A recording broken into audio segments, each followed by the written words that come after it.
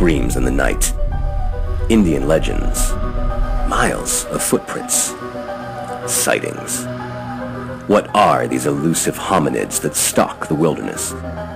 Join us for eyewitness accounts, questions and answers, Bigfoot encounters of the past, and ongoing encounters in the present. Your host, two-time witness, field researcher for 43 years, William Jevning. Welcome to the mystery. Welcome to Creek Devil. Hello everyone, welcome to another edition of Creek Devil. Tom's going to kick things off this evening and introduce our guest. Tom? Yes, we've got Jennifer with us tonight, and Jennifer's from Arkansas, and she's had an experience with this creature, also known as the Boggy Creek Monster, or the Fouke Monster. Jennifer, I'm going to hand it off to you, and just let you take it from there. Okay, I appreciate you guys asking me to do this. Just a little bit about myself. I've always been interested in animals. I've been raising baby animals with the help of my parents since the time I was about 7. I was a wildlife rehabilitator for the state of Arkansas. I was actually grandfathered into their program because of my in-depth history with raising animals and getting them released back into the wild. And I did that up until a year or so ago. I work as a communications officer with a local sheriff's department. And I have had about 15 years experience working with several veterinarian clinics in our area. So animals are kind of my forte. It's something that I just kind of seem to excel with. But in 2009, I saw something that just defied anything I've ever seen in a book, anything I've ever seen walk into a clinic.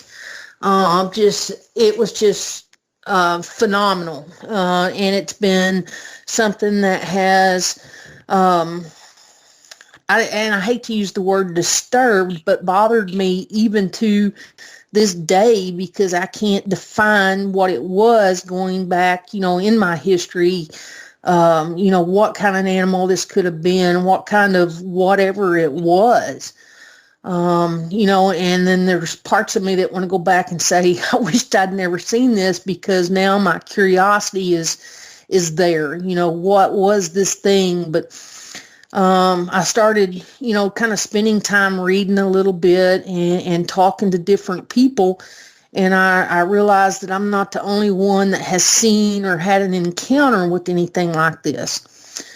My first recollections of the Fouke Monster, as it's called, come from when I was a child, and I'm close to half a century old now. So this was many years ago. Yeah, I remember being told about this thing. And actually, one of my cousins had an encounter with it in the 1980s, not far from where I actually saw it. And his encounter, he'll cry when he's talking about it because it's still absolutely that scary to him. The day that I saw it, I had actually been in an area where there were several alligators. I'd been trying to throw a rope around one because I just wanted to catch one, and decided to move back to a different area. And as I was driving down into this area, and just a little bit about my surroundings, there's probably not a house within 4 to 5 miles of where I was. There was a gun range close by, but there was nobody there that day. And I was just driving through there, just kind of, I drive real slow because I like to look for animals that might, a deer or something that might be crossing the road and try to take a picture of. And I had this, and it really only took just a matter of a few seconds.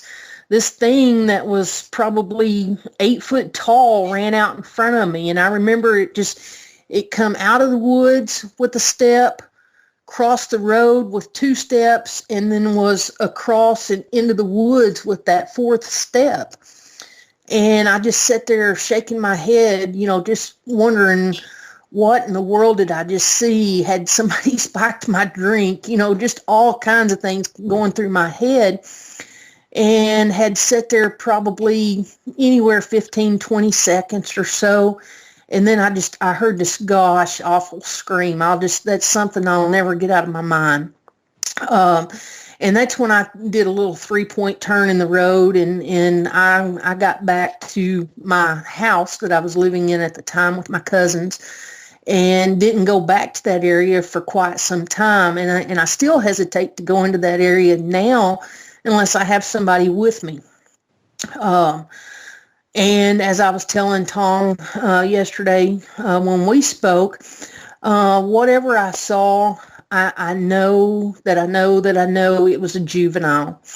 And this just comes from years of working with baby animals, young animals, and even adult animals at times, that this just had a juvenile appearance, juvenile characteristics, even though that glimpse was just so brief.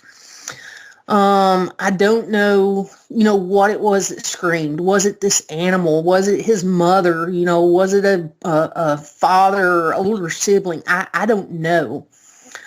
I met some people that have dealt with this, the study of this Fouke Monster for many years.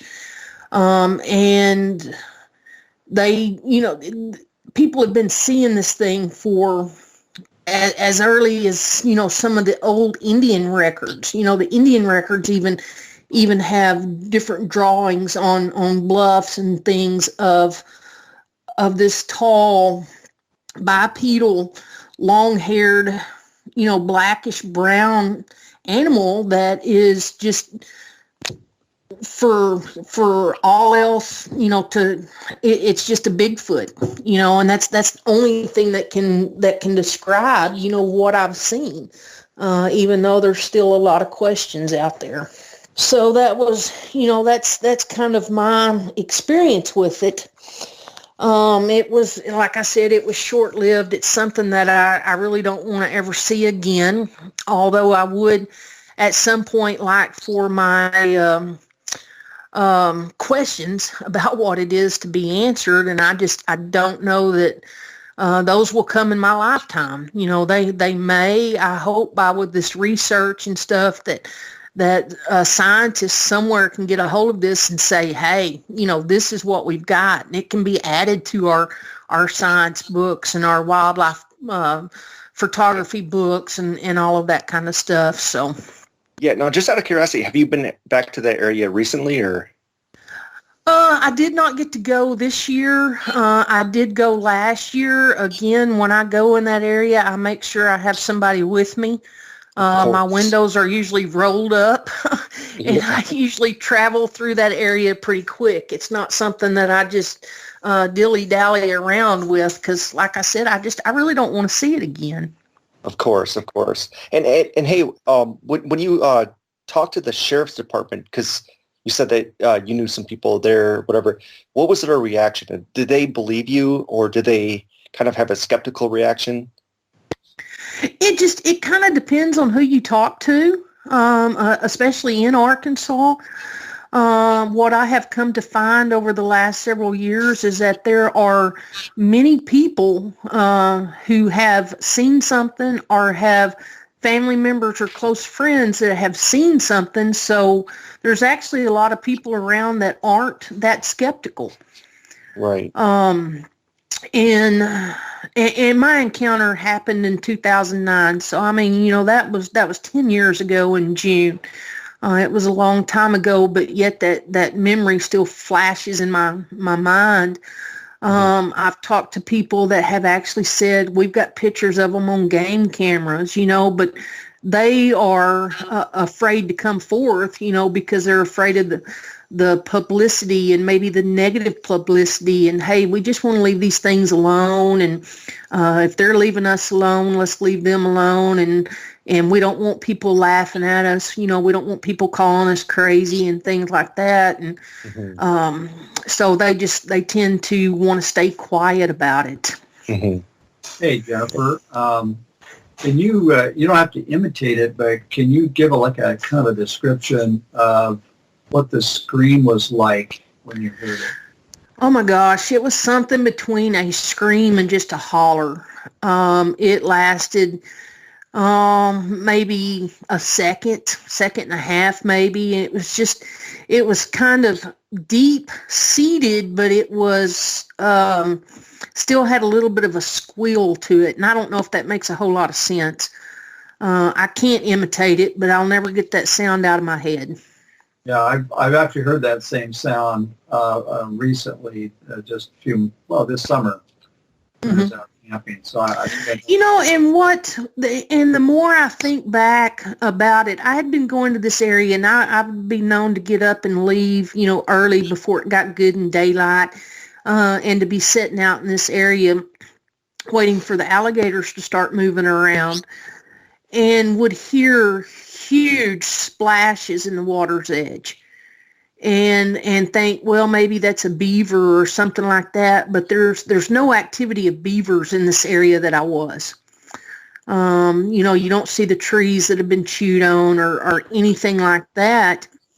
And the more I think back about it, I'm wondering if I was actually hearing one of these splash in the water, because these were huge splashes.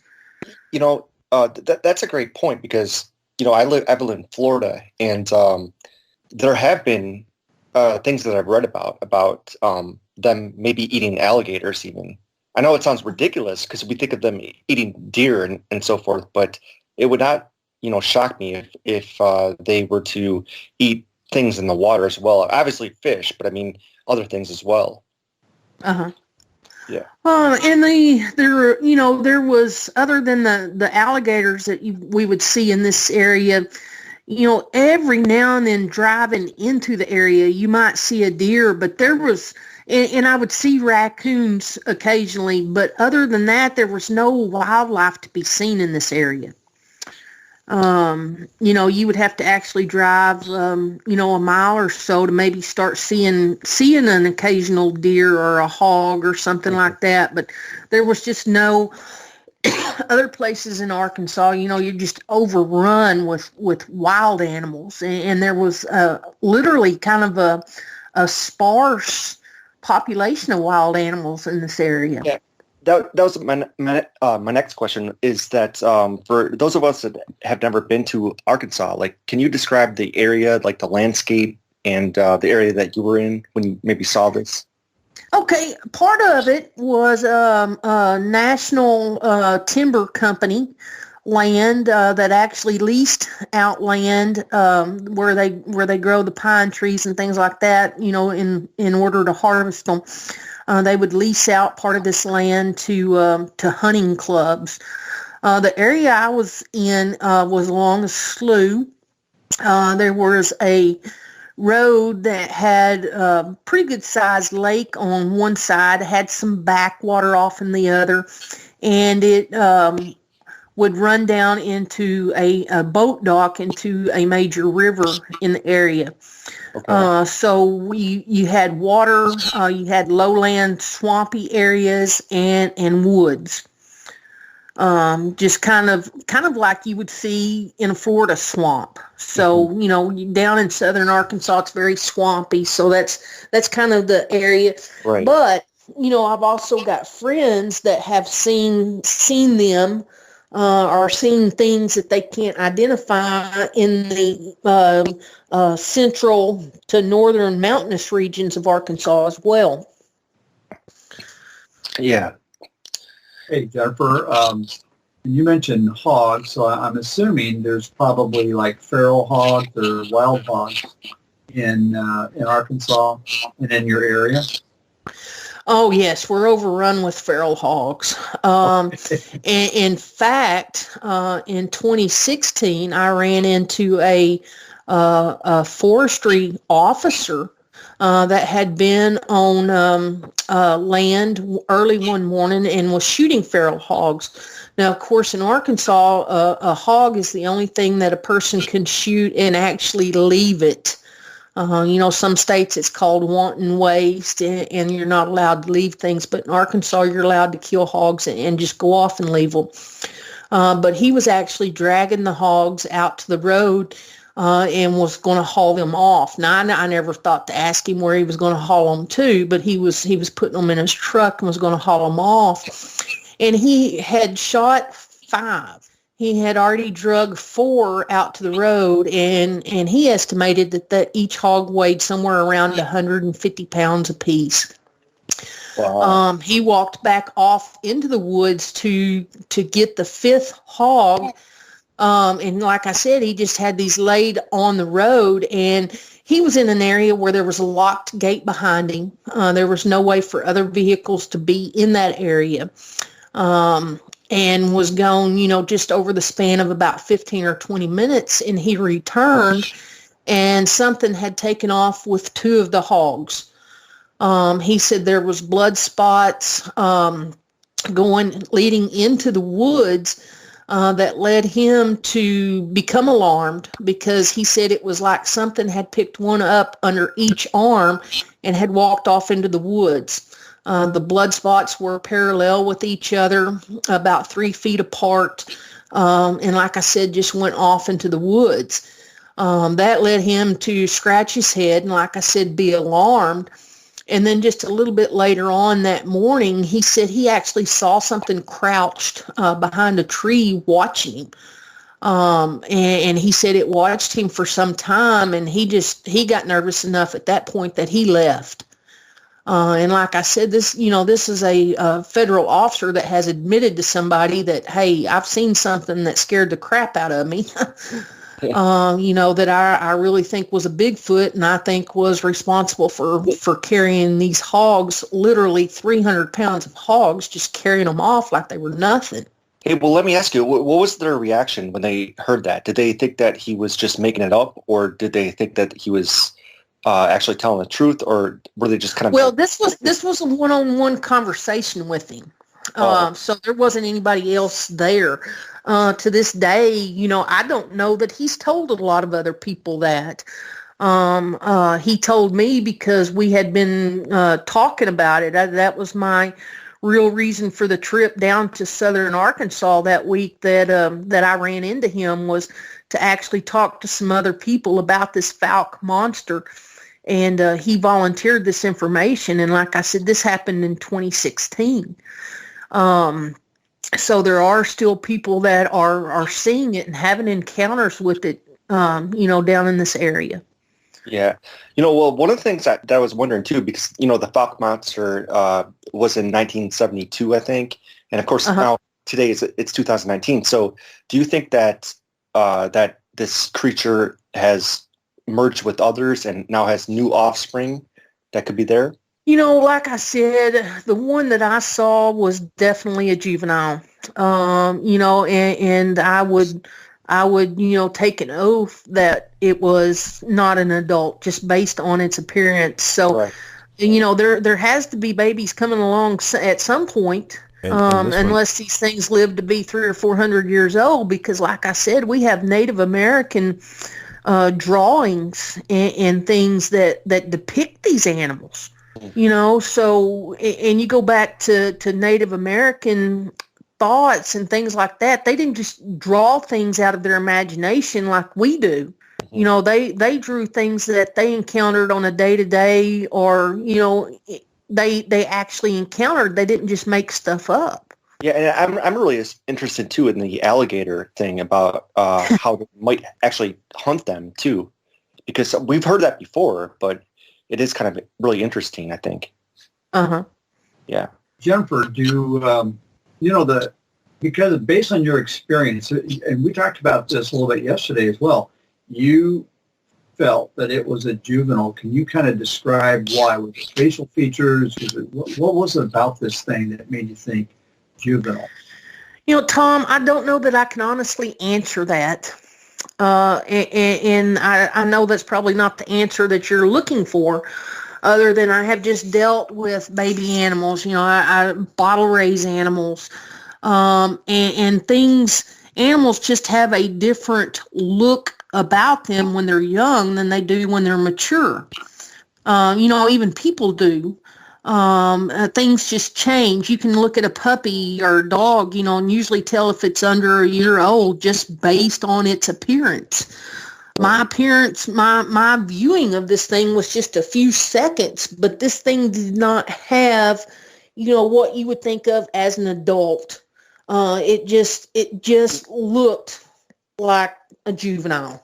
Right, and also it just didn't have a mature look to it, Yeah, and let me ask you too on this. It maybe have been more curious rather than predatory, if that makes sense. It had maybe more of a curious tone to it. I don't know. I don't know if the tone was maybe a parent saying you're too close. That was the first thing that ran through my mind when I heard the scream. Mm-hmm. Was something saying you're too close to my kid, you better get away. And that was kind of my first thoughts when I heard the scream or the holler, and that's what made me hightail it out of there.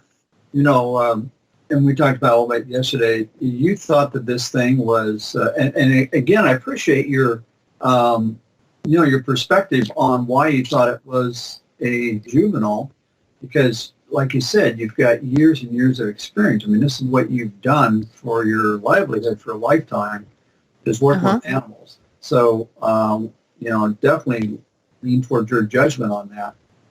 How tall is this thing? We talked about that a little bit yesterday. It was pretty big, right? It was at least 8 foot. I know I was in a Dodge Ram pickup, quad cab, that it wasn't elevated, but it set up quite a bit, and it was quite a bit taller than my vehicle. It was probably across the road, maybe 40 yards in front of me, so less than half the length of a football field.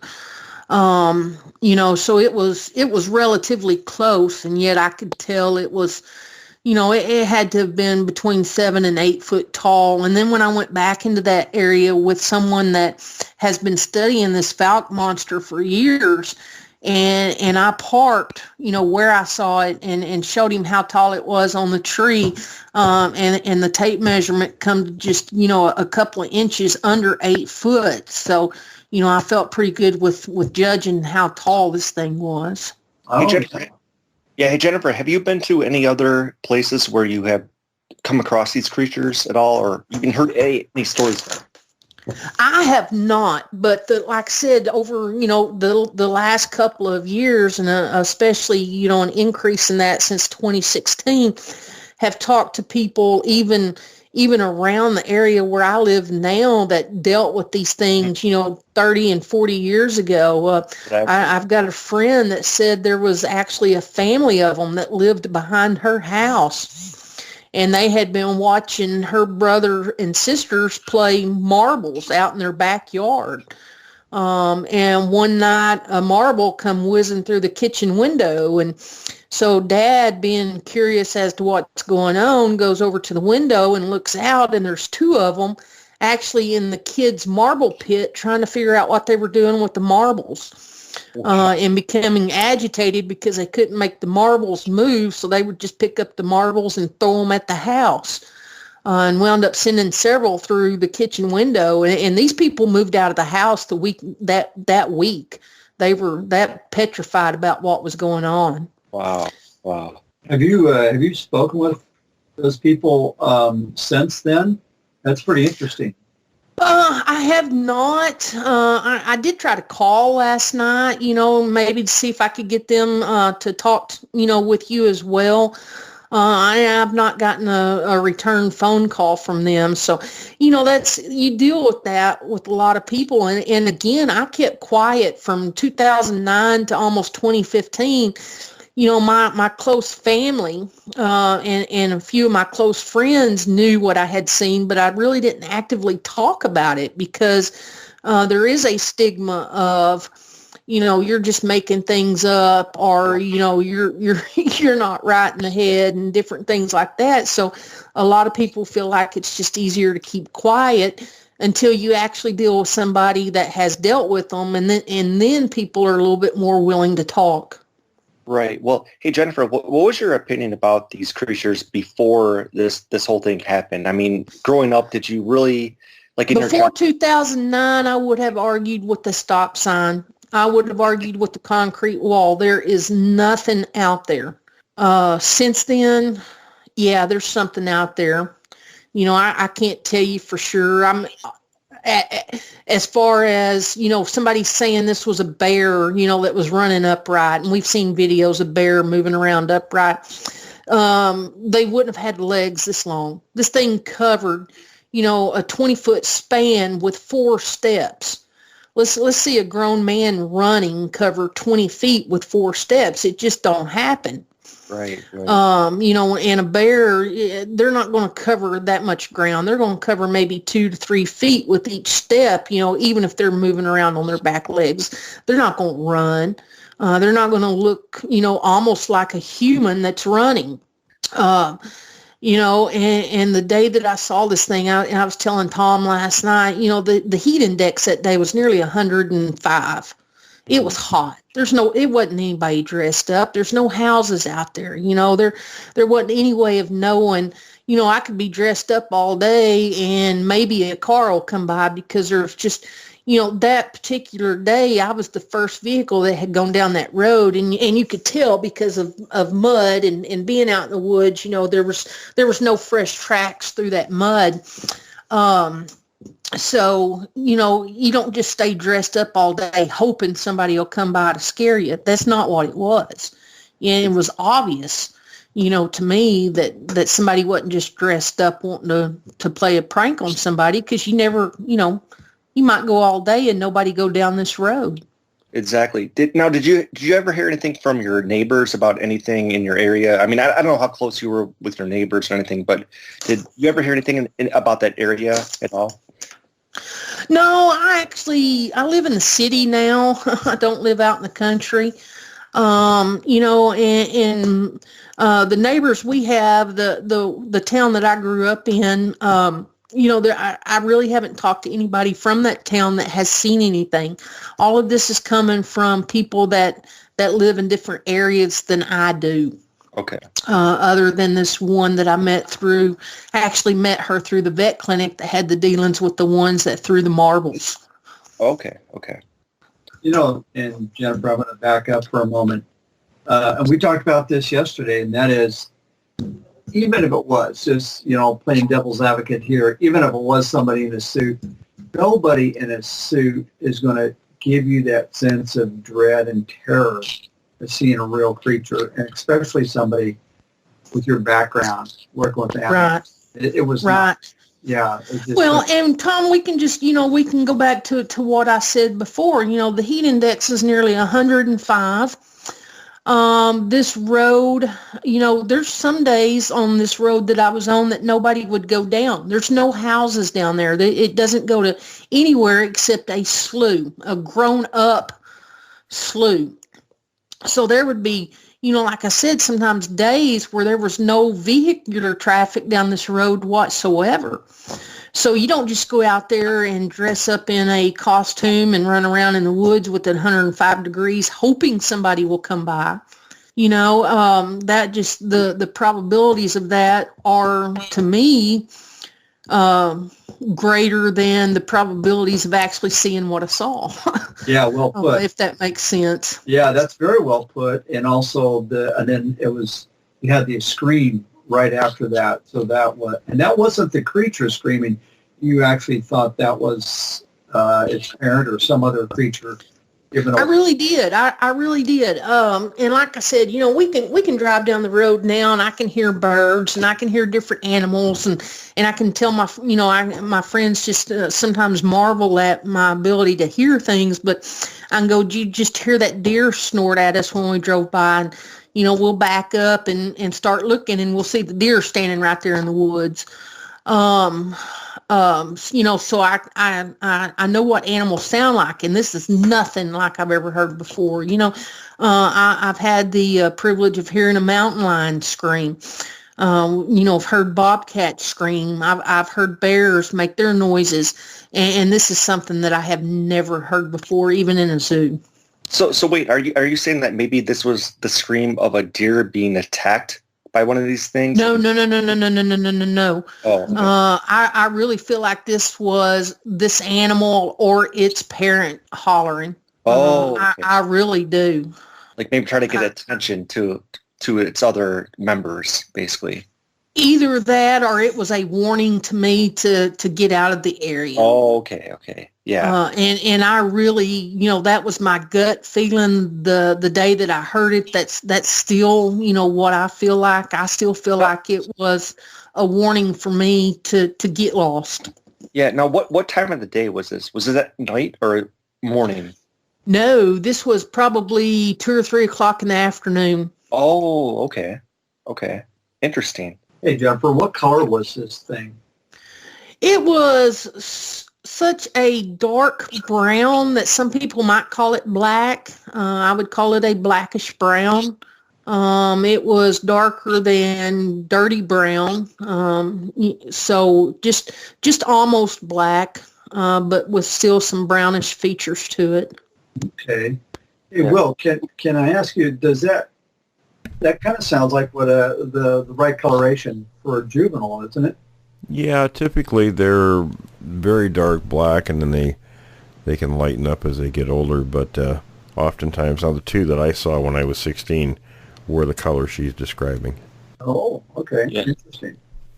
And Jennifer, did you get the sense that there was more than one when you saw them? When I saw that one, after I heard the scream, yes. After I heard that holler, I felt like there was more than one. And I know, I don't know what kind of acreage that these things are supposed to traverse or anything like that. But I know the area where the hogs were carried off was probably 45 miles from where I saw it. So, the probabilities of it being the same animal was probably different. Mm-hmm. Or a little bit higher. Like I said, I don't have a clue what kind of radius these things are supposed to have, but there was, considerable difference between where I saw it and where the one had walked off with the hogs. Right. Well, Will, you could comment on that. I mean, difference, right? Yeah.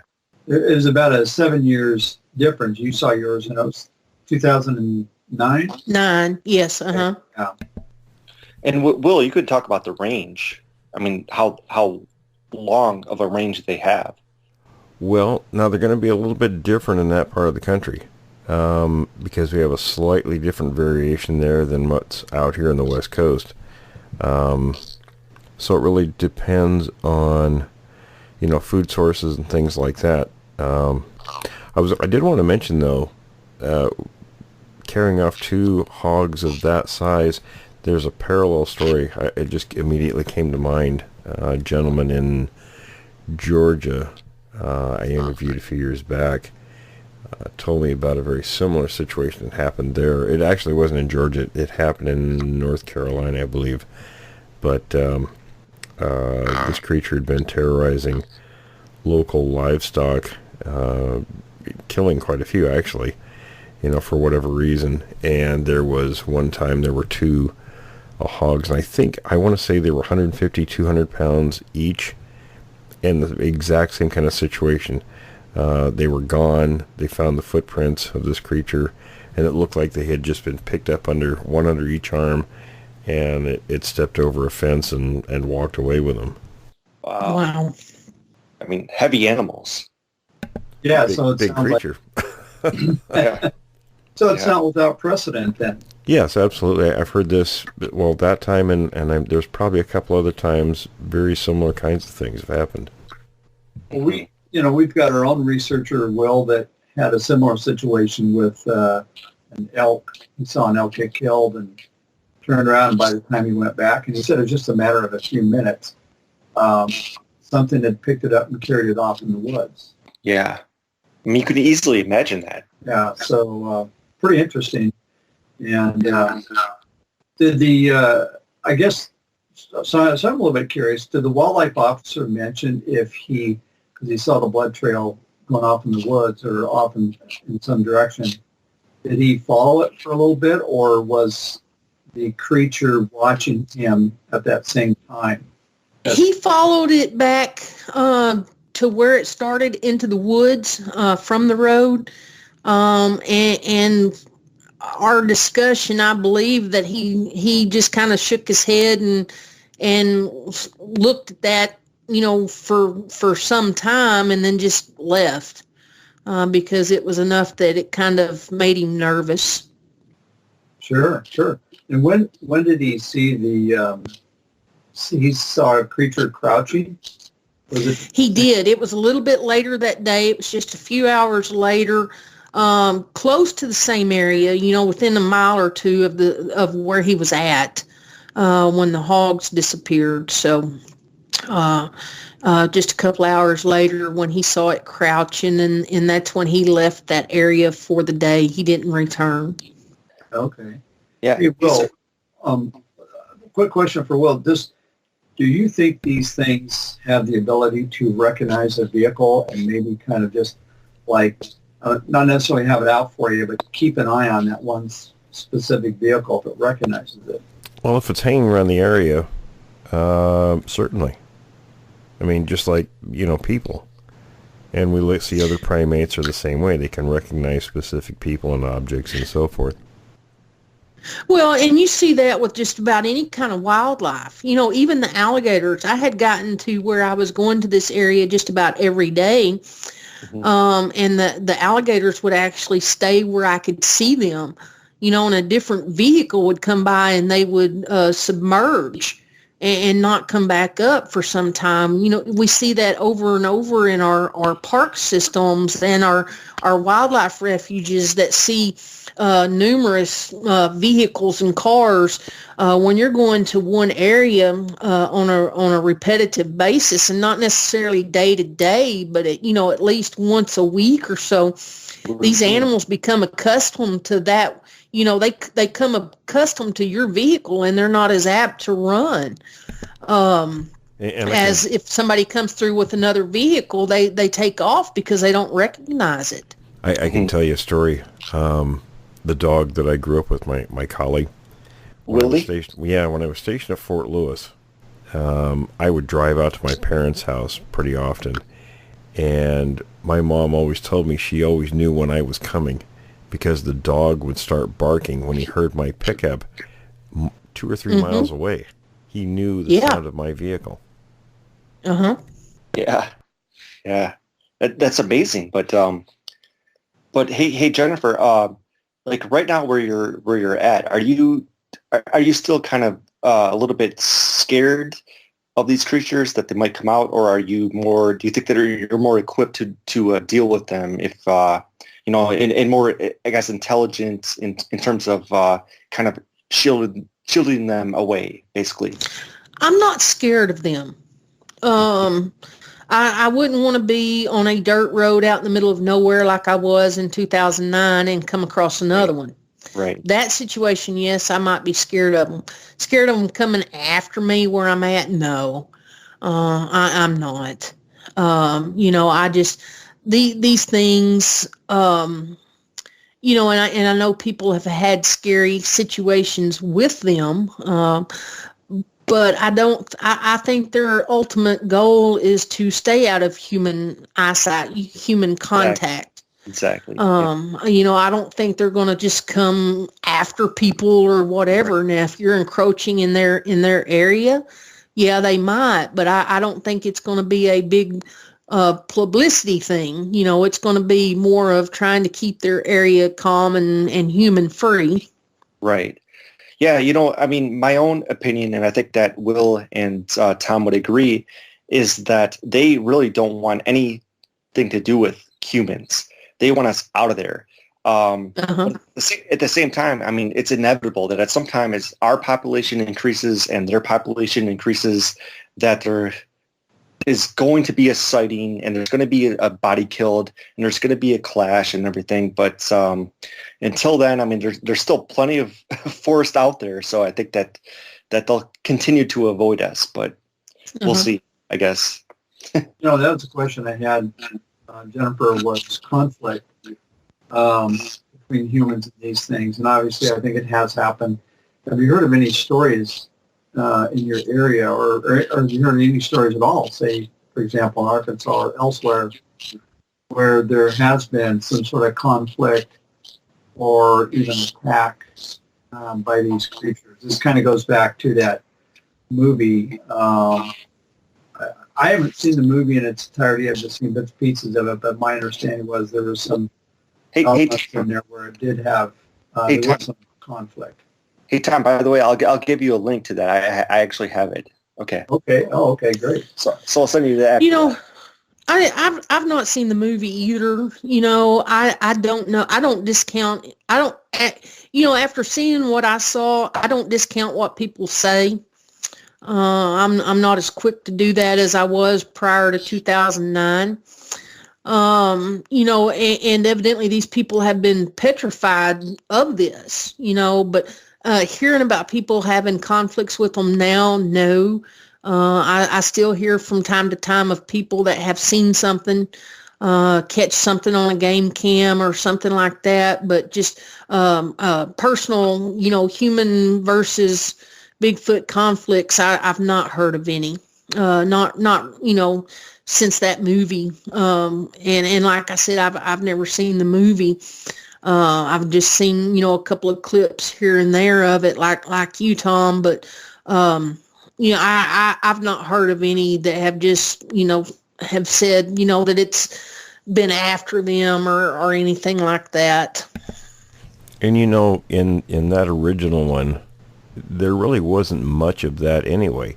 There was one situation where, and we actually have somebody who knows that person who was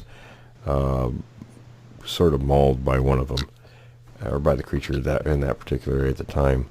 So, but you know, typically throughout that film, the encounters people had weren't, I guess for lack of a better term, relatively benign. In other words, they were similar to your account, where people would see things, and they were frightened by the encounter, but it really didn't do anything. So it's well worth watching. You know, Yeah. you know, 1972. It's a little bit cheesy, but I think it was pretty well done. And I'm not a big fan of a lot of you know, Bigfoot related films, but I kind of like that one. You know, there was an air of I'm trying to think of Authenticity. well, authenticity, certainly. Seriousness about it. There was an air of seriousness about it. It wasn't approached from any silly angle. It was sort of, this is the way it's presenting, you know, the folks that were living in the area and things they were seeing and so forth. But, and then, of course, you know, the originals in the subject, John Green and Renee DeHinden both told me in the mid-'70s that they went there and they felt that the events that happened in that area were legitimate. So, you know, coming from those two, I felt that was definitely worth taking a look at. Yeah. But, Well, and if you can actually, you know, find the officer, there have actually been local sheriff department officials, even in the last 2 years, that have seen this thing, or seen something in this area. You know, finding one of those that will open up and talk to you about it. You know, one of them came out in a local newspaper a year or so ago that they had actually seen it. You know, I hope that as more officers and departments in the state of Arkansas install dash cams, you know, that maybe we'll start seeing more of these pop up on dash cams and things like that. Yeah, it could be. We'd love to talk to some of the officers there, and of course we guarantee anonymity because I have a close connection with someone who's a retired deputy sheriff, so you know, I totally understand you know, concerns, you know, for career-wise. I mean, it's a kind of a career killer if you're going to go out and talk about a subject like this, or just, you know, causing whatever, you know, issues, you know, with your coworkers. But you know, I believe there's more and more people that have seen stuff, that we have less and less skeptics. you still have skeptics out there, and no matter what you do, what you see, what you say, there's always going to be somebody that's skeptical. But I believe that there are now enough people that are unafraid of speaking up, unafraid of people laughing at them, that there's more and more people coming forth with, hey, I've seen something. Yeah, I think it's easier for people to talk about it nowadays. Skepticism is a good thing. I encourage it. I'm a very skeptical person myself. On one side of the coin we have people who believe anything, the other side won't believe anything. But there's a large section of people in the middle who are kind of on the fence, and if you're willing to provide some kind of details or proof, they're willing to listen. Yeah, absolutely. I think that's probably the majority of the people out there, that once they get some new information, and the information's from credible sources, then that's going to swing them over towards believing those credible sources. And like you said, there are those who are just, for whatever reason, they've got their heels dug in, they're entrenched, and they will not consider new information. They're just kind of a closed channel, closed-minded person. But I don't think that's the majority of the people, majority of the skeptics. Absolutely. Yeah, I mean, I always tell my students just to be as skeptical as you possibly can, and then only then, if you see the evidence, then change your mind. But it's always I asked a guy one time, how come we've never seen any remains? How come we don't see any bones? How come we don't see this? And he just point blank asked me, he said, you hunt. He said, have you ever come across a dead bear in the woods? And I was like, no. And how many people actually come across dead bear in the woods? Most people don't. I know and I don't know anybody personally that has come across a bear in the woods, even though we have a large number of bears in the state of Arkansas. Now, we didn't used to, but we do now. But unless they were killed by, a hunter's weapon of some kind, you don't come across one just laying dead in the woods. Yeah, something that's natural causes. And I think that argument holds true here in the Northwest as well, that I think in the state of Oregon, which is where I'm at, I think the Department of Fish and Wildlife has estimated there's about 35,000, sounds like a large number, but 35,000 bears. And nobody's found one that's died of natural causes. And I don't know what the estimated population of these things is, but that's a very reasonable explanation why they have. And Jennifer, if I may ask, what do you think? Do you think that these things eat bears as well? If you Sir, I don't have a clue. I honestly don't. Like I said, the more I can think back and think of those loud splashings, and think that, I don't remember seeing much wildlife in this area other than, seeing the alligators, and an occasional raccoon. I don't know what they eat. They obviously like hogs because he carried two of them off. Yeah. Or it carried two of them off, or, I don't know. I don't have a clue. Do they push trees over and eat leaves out of the top of the trees, like some people try to say they do? I don't have a clue. Yeah, it's all a mystery, I guess. But hey, I think we definitely thank you for coming on, and Will, do you have anything else to wrap up with, or I don't at the moment, but except we are planning on having a special guest on with a connection to that area, so I'm going to we'll leave that quiet. We're not going to say who just yet. We'll leave that a surprise. Well, guys, thank you very much for asking me. I appreciate the opportunity to voice and answer questions, and I wish you guys well. We certainly appreciate it. Thank you very much. Bye-bye. All right, fellows, well, listen. Stay tuned. We're going to take a quick break. Stay tuned for the Q&A segment, everyone. We'll be right back.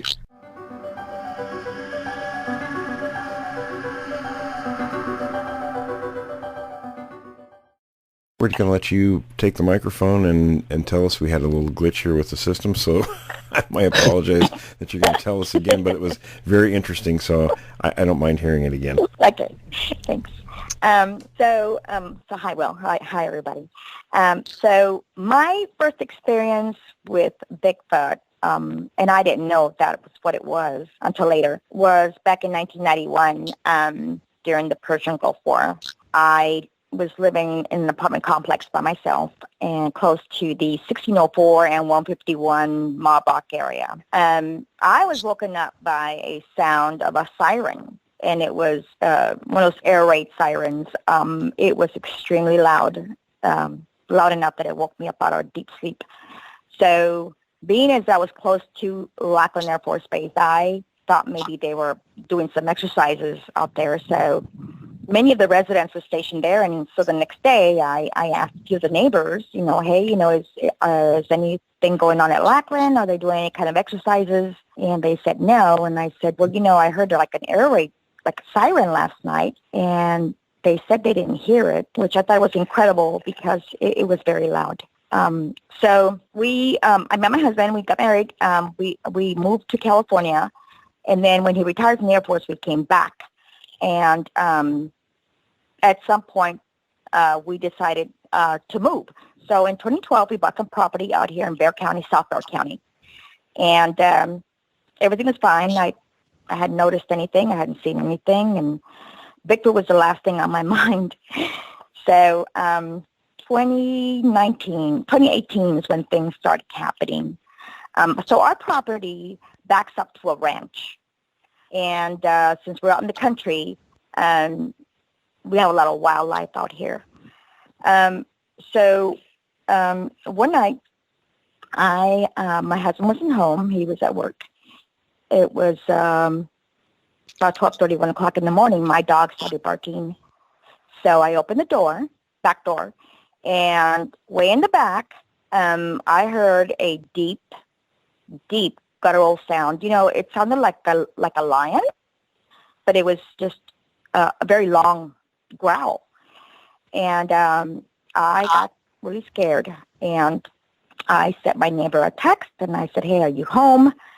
And he said, no, I'm out of town. So I told him what I heard, and he said, it's probably, wildlife, deer, wild pigs, something. And I said, no, this is not what I heard. At which point he said, get in the house now, get your dogs in, and close that door, and do not go outside. And I said, okay. So I didn't ask him why he would, or anything like that. I just went ahead and I did that. Around March, I think, again, my dogs were barking.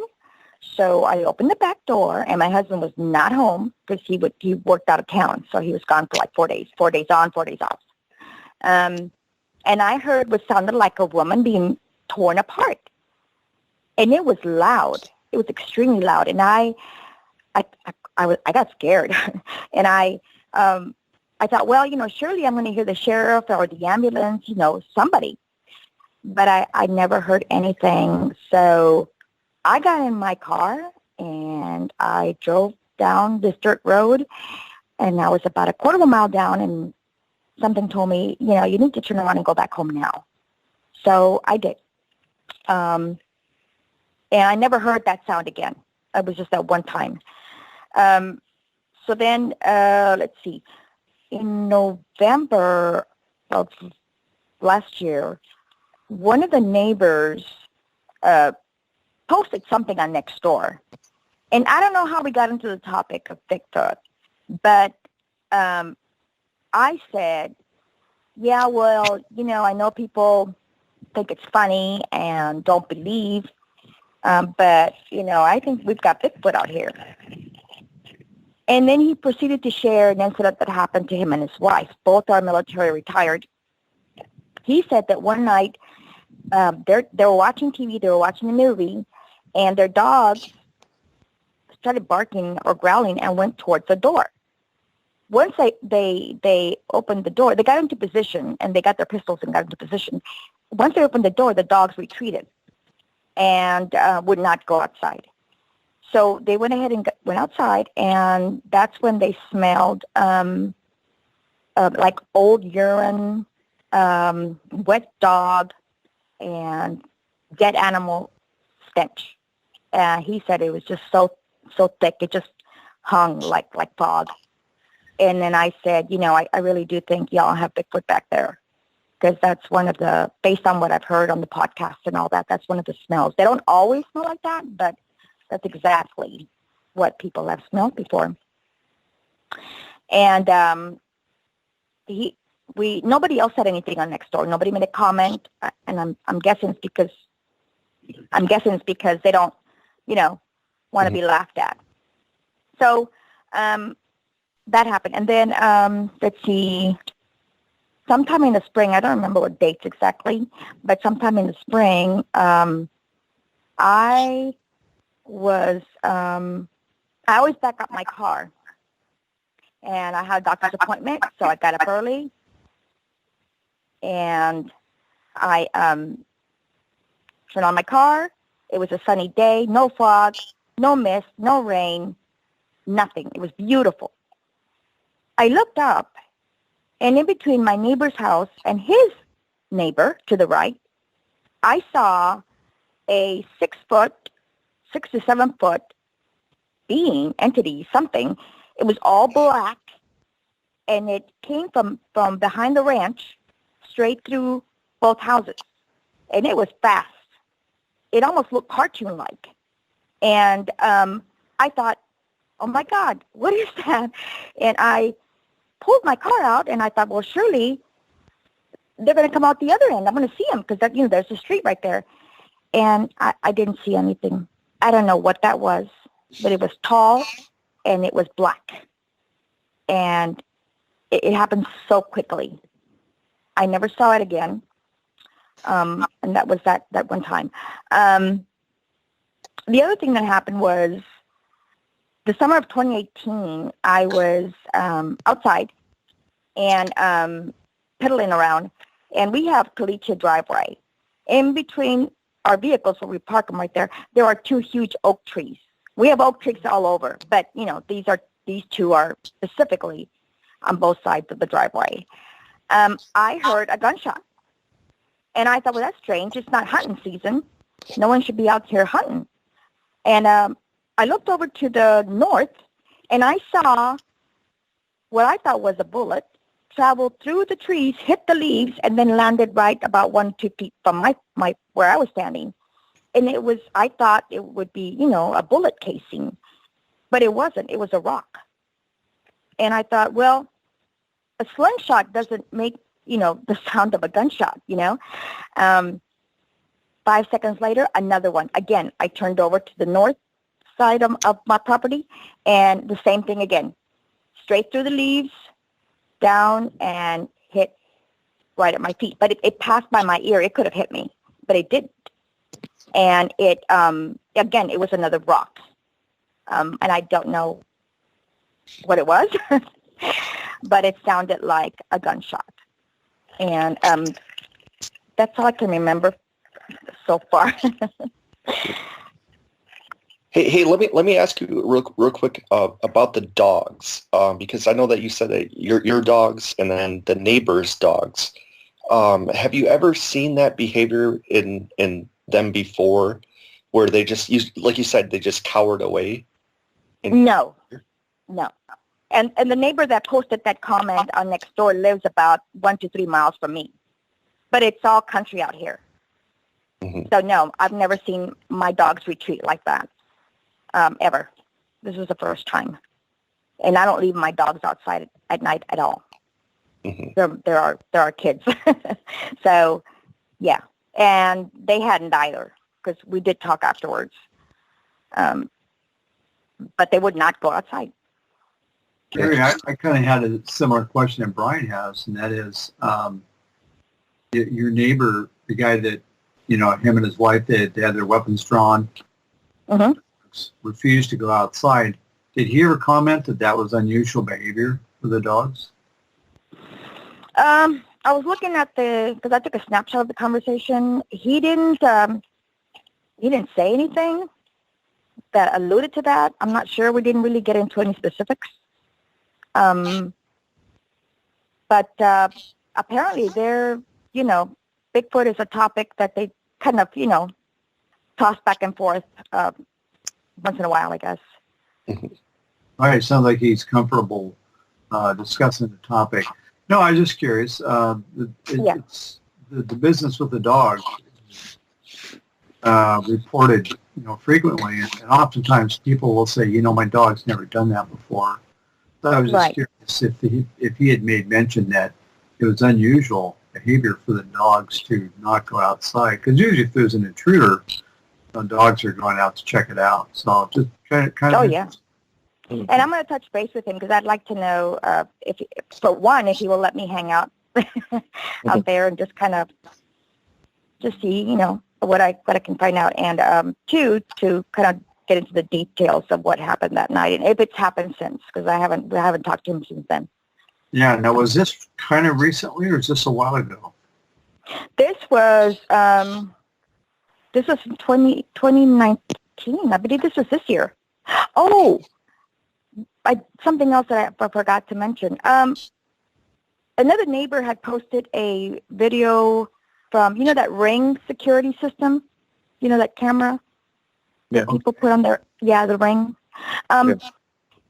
He posted a video, and he said in the comment section that his neighbor's rabbit was in his driveway with his head ripped off. And you can hear the growling in the background in the video, but you don't see anything. And then that's when I said, that's the same growl that I heard just this year. And I think that's when the topic of Bigfoot came up.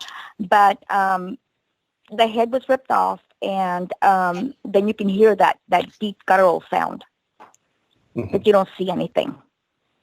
Do you... So is that video somewhere? Are you able to send it to us, or maybe a link where we can look at it? That'd be very interesting. I clicked on the link again like a few weeks later, and I couldn't access it. So I sent him a message and I asked him if I could please have the link so I could hear it again. And I didn't hear from him, but I'm going to send him another message. And when I get it out, if he sends it to me, I'll certainly send it to y'all. Yeah, I would be very interested. Yeah. One thing that I did forget was in that general area where I heard what I thought was like a woman being torn apart. I remember it was the summertime. My friend lives back there, and I was driving through, and I saw a dead wild pig. Now, I normally don't stop to look at animals, but for some reason something just told me to stop because it looked kind of funny. And I got out of my car and I looked, and it was a pig that had been degloved. It had been and I took a picture. The pig had been degloved, degloved. Okay. And I took a picture of it. The skin had been torn off? Yes. Or? Okay. Yes. Oh, wow. Yeah. The pig was gone, of course, but the everything else was intact. And from what I could see, and I took a snapshot of it. I have to look for that picture. Yeah. Oh yeah, if you have it, we'd love to see it. So you guys have like feral hogs or wild pigs out there. Do you guys have the javelinas as well? I believe so. I'm not a hunter, so. Okay. I don't think they're in that area. I think they mainly just have the bigger wild hogs. Yeah. Yeah. I think both of them are something I want to run into. So it's interesting if Sasquatch they don't seem to be bothered by these things. Yeah. When we first moved in, just real quick, it had been like a few months because we moved in November, December of 2012. So the temperature was cool. My dogs were barking, so I looked out the window, and right by our living room, where the living room is, those windows, there was a buck, and then what do you call the female deer? The doe? Yeah. Yeah. And then they had like three babies, and they were all huddled right by our window. Oh. And I thought, oh, wow. I told my husband, I said, hey, look, there's a family of deer right here.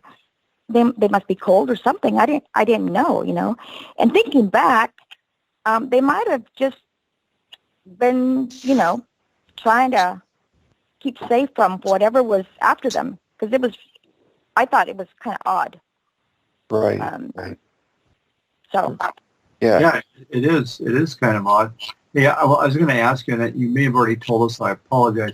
And I don't want the specific location, but you're, I'm just going to ask, are you in New Mexico or Texas, or you're just... Oh, no, I'm in Texas. I'm in San Antonio. Well, yeah, I'm in the outskirts of San Antonio. So 16, Highway 1604 and 16. And that's a long road. So all right, good now. Part of San Antonio, yeah. Hey, I was going to ask you about the scream, because you said that it sounded like kind of an old woman like scream. A woman being torn apart. Yeah, we've heard that a lot from various reports and everything, but can you kind of can you elaborate on the I guess the length of the scream and maybe the pitch of it? It lasted, I wouldn't say, maybe 3-4 minutes or so. And it was a very high, intense pitch. Mm-hmm. It was horrible. I was scared. No, I was going to ask you. And I really... Go ahead. Yeah. So, like, at this time, was Bigfoot anywhere on your radar when you were hearing these screams? No, because... And you know what? And I didn't even know that they made those sounds until later, as I was listening to Sasquatch Chronicles podcast. Later on, I found out. I heard that same sound, and then I made the connection. But I didn't know what it was. Okay. I thought that really sounds unnatural, because it was just too loud. Too loud. And you don't... You know, if your neighbor is screaming, or the person, like even in that ranch, I mean, you could hear someone screaming, but it's not going to be that high of a pitch. You know, yeah.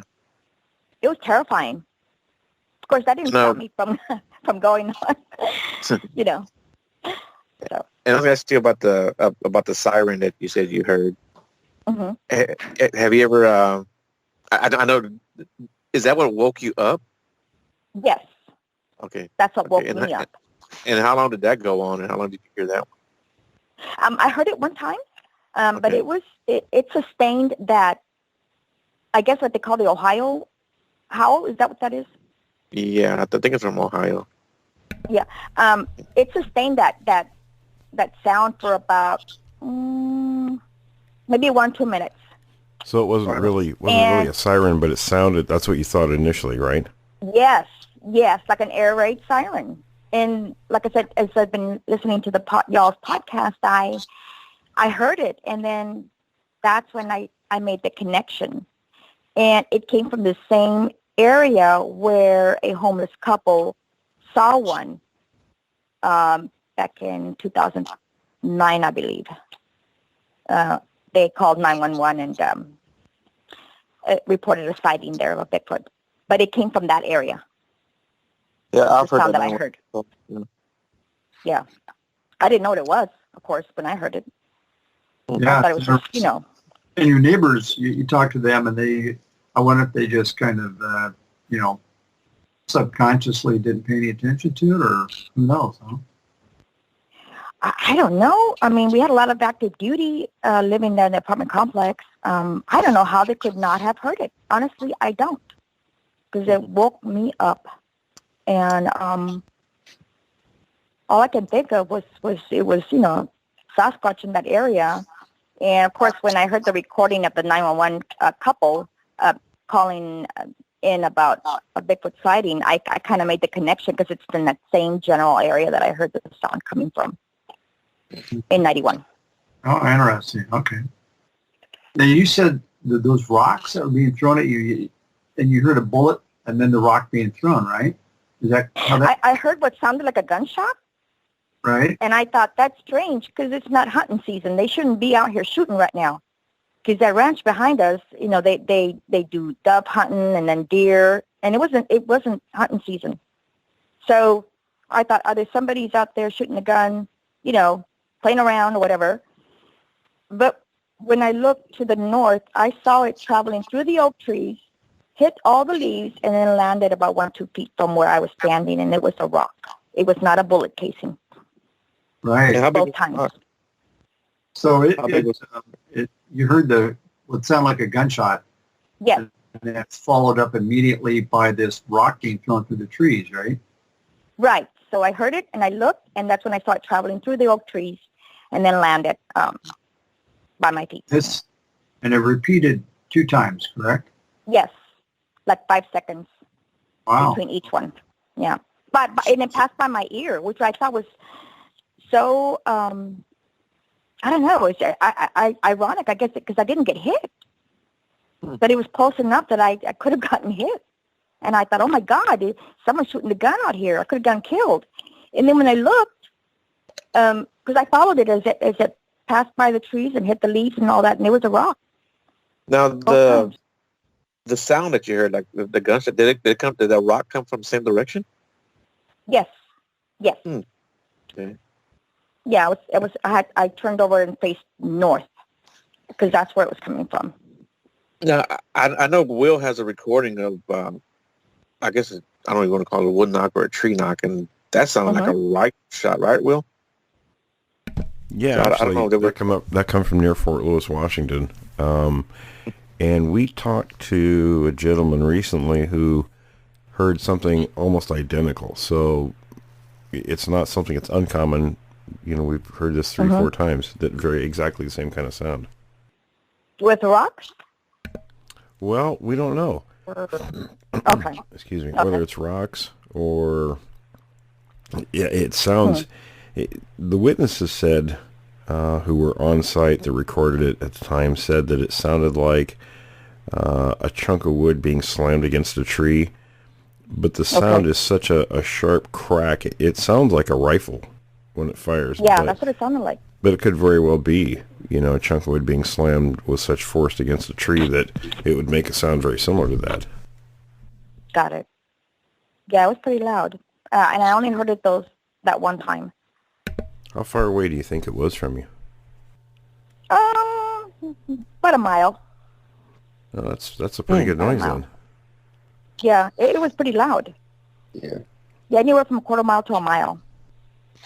I don't know. I mean, I'm not good at distances, but it was, if not a mile, maybe a quarter of a mile, but not that far. So. Now, have you or your neighbors ever spotted prints, like footprints in that area? So, my neighbors in where I live? Yeah. You mean my neighbors where I live? I haven't asked them anything. I did, however, talk to my neighbor's son 2 days ago. We're outside watching the city that were fixing the water pipes. And so we were talking, and we got on the subject of Bigfoot. And he said that, because we see all sorts of weird stuff out here. He said that one night his stepfather and a couple of friends were out back drinking beers, just relaxing, and they saw a huge light. It was a craft, and they ran inside the house. They were scared and said, we saw UFO. And by the time they all went outside to see it, it was gone. I did ask him if they had seen. I asked the son, if he had seen any Bigfoot. He said no, but that he really found it hard to believe unless he saw one. And I said, no, I mean, I understand. So I didn't get on the topic of have y'all seen any footprints or anything like that. I haven't seen anything on my property. But I do keep an eye out. Mm-hmm. And I was going to ask you too about the figure that you saw, and you described it like moving like cartoonish, right? Yeah, Yeah, and Will, have you ever heard it described like that? I mean, because I know we've heard everything from the way that they move is freaky and all kinds of different descriptions like that. Well, I think it's because people are unfamiliar with, when they see something like that, I think they use whatever's in their toolbox to describe, you know what I mean? It's whatever comes to mind, whatever strikes them as most familiar, to a movement. And I think that's what's going on. I looked at the trees. I looked up at the trees. I didn't get too close, though. But I did look up, and I didn't see anything. But again, I didn't get too close. But it was fast. Mm-hmm. It was really fast and tall. Yeah, interesting. Yeah. So we definitely have a lot of activity out here. I guess they don't want to talk about, Yeah, I was going to say, too, the kind of reaffirm some of the stuff that she said. I talked to different researchers who actually research in that area, and there's definitely a lot of activity down there, a lot of sightings for sure. Yeah, there was a sighting of one just up the road from where I live, and it is a park, actually.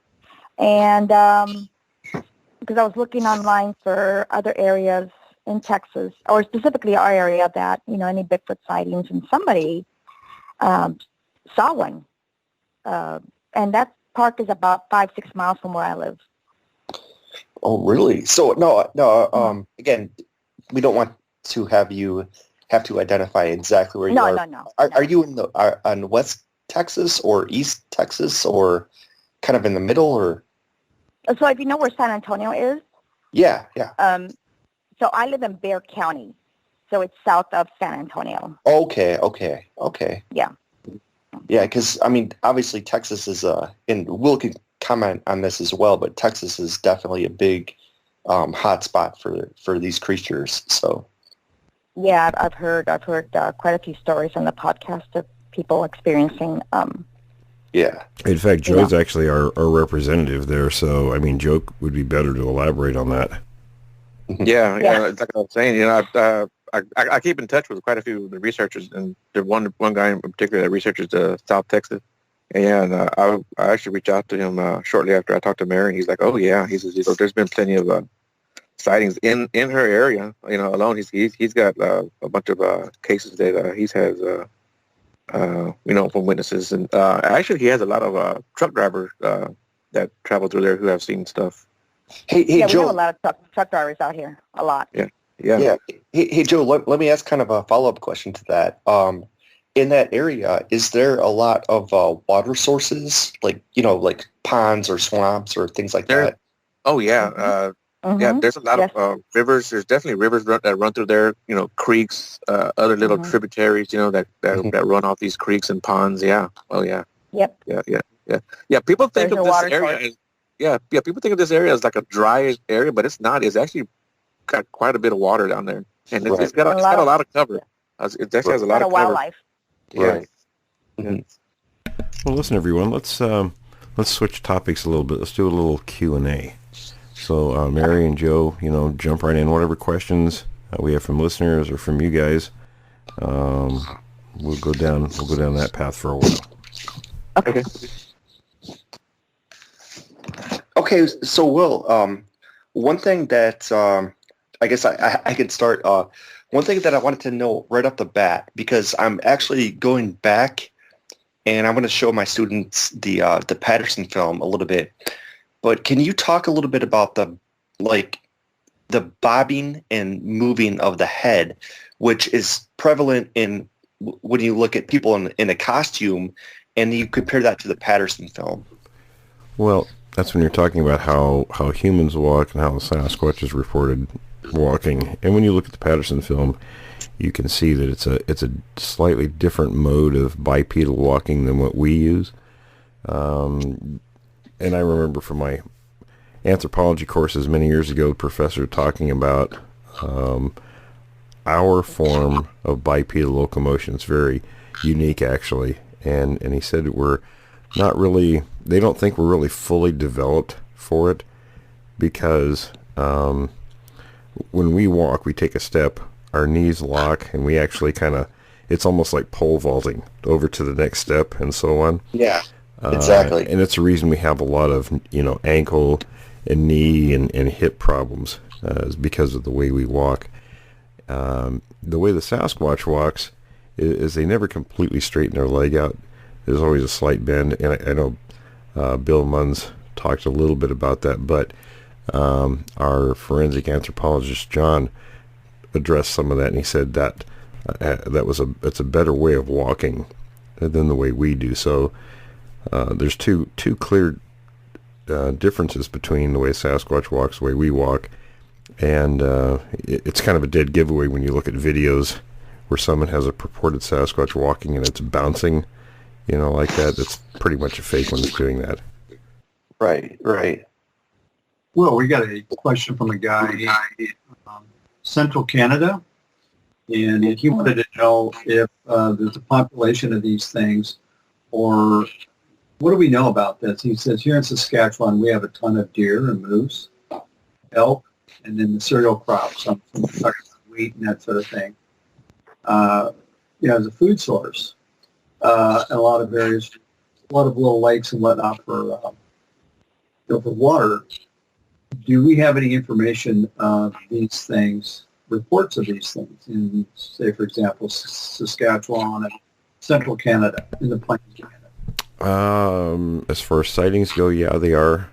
We don't get a ton of them from there yet. It just depends on, people contacting us. I mean, there's a lot of places that have sightings, but a lot of people don't report them, or they're not reporting them, to where we're finding out about them. Right. Okay. Very good.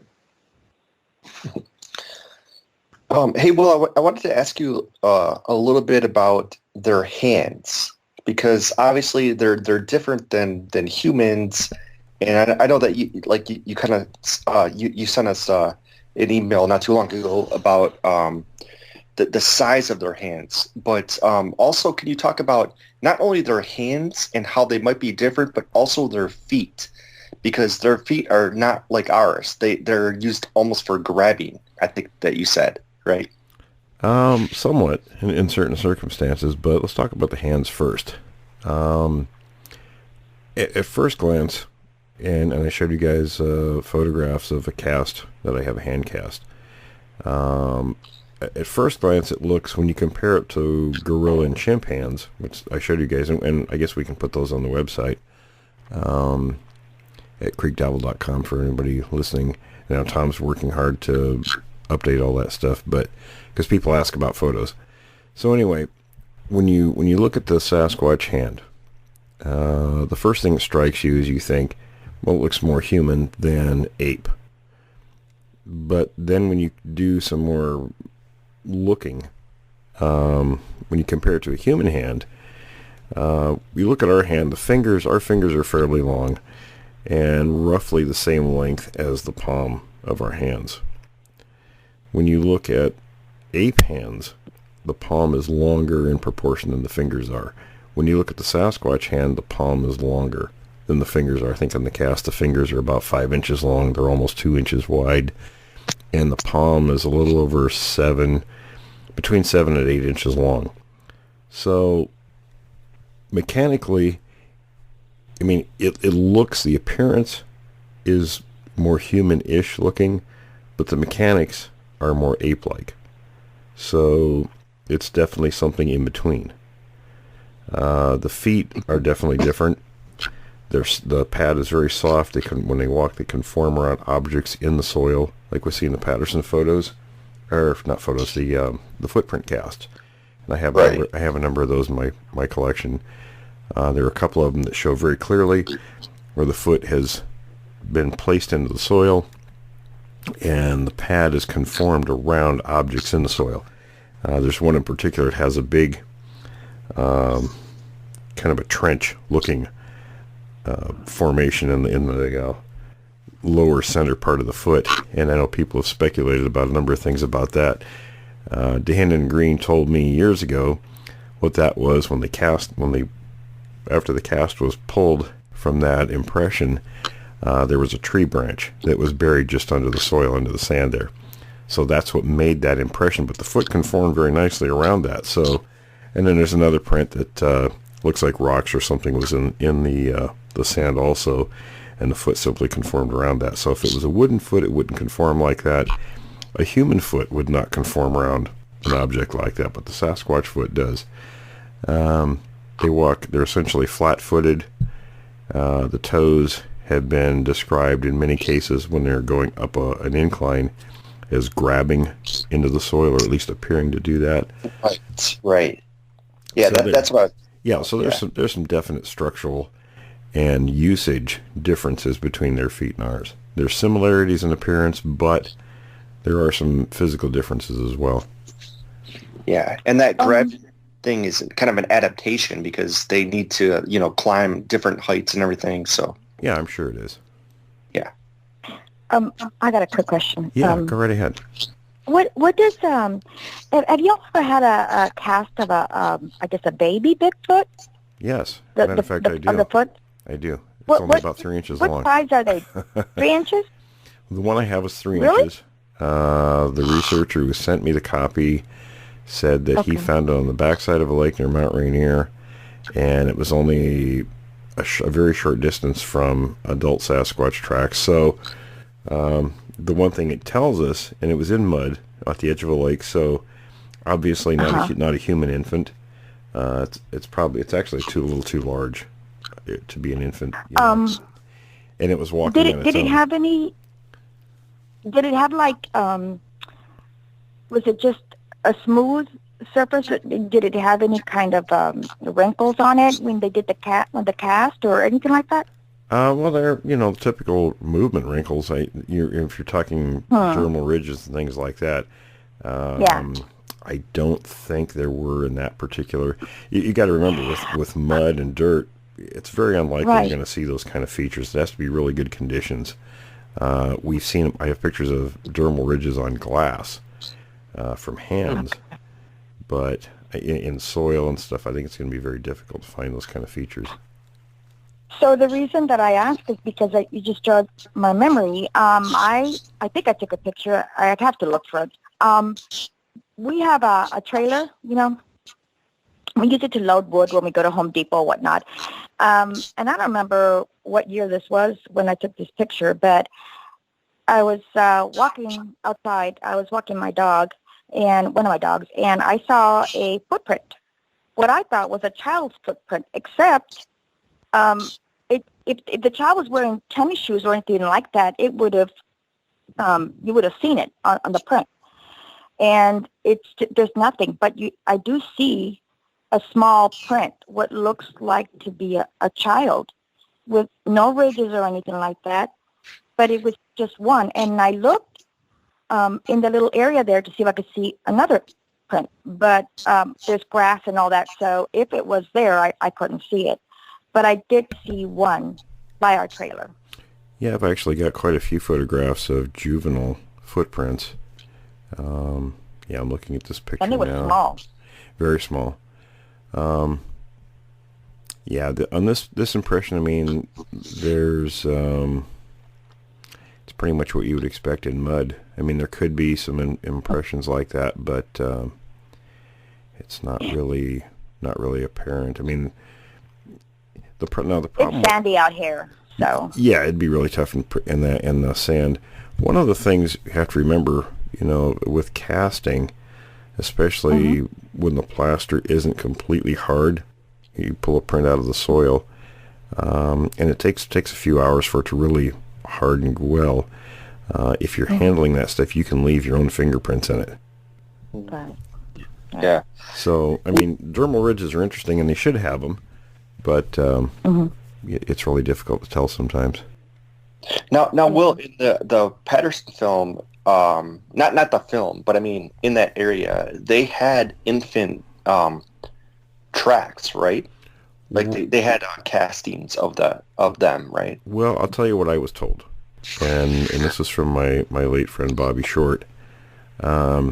She told me, we were discussing this, and she said the previous summer that there were juvenile casts found, or tracks found not far from where they actually filmed the Sasquatch. I don't know.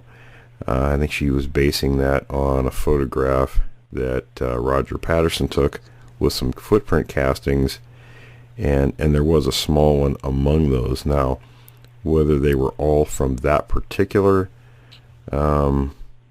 situation, I don't know. I mean, it wasn't. I think that was a photo op from another situation, but I don't think it was from. It wasn't from the exact film sighting or film location when it happened, because they checked for tracks around there, and several people. The only ones that were found were the Patterson Sasquatch cast.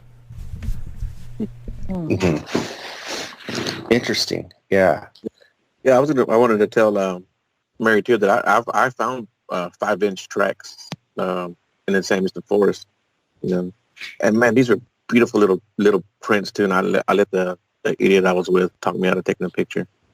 Man, it was a perfect. It was two prints, both of them about 5 inches. Where? And then in the San Mr. Forest, and then later on this year, I found an 8-inch track. Hey, Joe. Yep. So what was the guy's reason to talk you out of taking pictures? I mean, he was really, really freaked out because we had a lot of activity that day. It was the first time he had went out there. He didn't really believe in the subject. And we had some strange stuff. We heard some vocals, some grunts, some tree knocks. My daughter had something grunt at her that day, and his head was on a swivel. And he was like, when he saw these prints, I mean, the color just left his skin, and I was like, hey, man, let me take a picture. He goes, no, we got to get back to the car. That's just those people who wear those shoes that look like footprints. And I let him talk me out of it, and we left. And then we got back to the car and I said, hey, were there tread marks on that, on those prints? And he's like, no. And I was like, dang, I should have took those damn pictures, because at that time, I think now they have them where there's no tread marks at all on them. But at that time, I know they didn't have them. Yeah, I know what you're talking about. Yeah, that's too bad.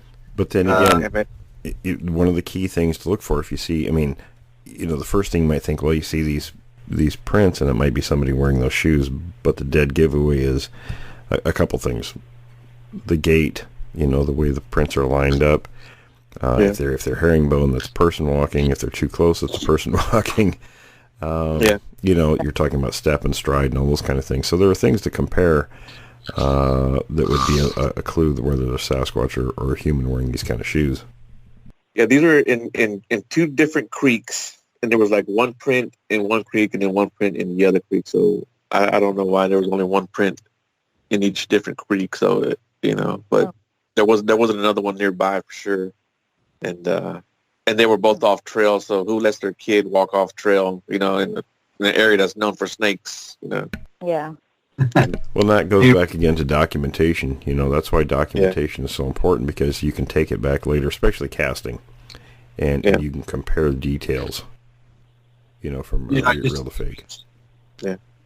I was just going to say one thing on documentation for the footprints, and this was brought up to me. Will, I submitted some prints to you today or yesterday, and I never thought of this. It's perfectly obvious, but when you want to take pictures of the whole area, so you get context, and actually somebody even suggested as you're walking up to the footprint, after you've taken a picture of it, step back, maybe several yards, and then do a video as you're walking into it.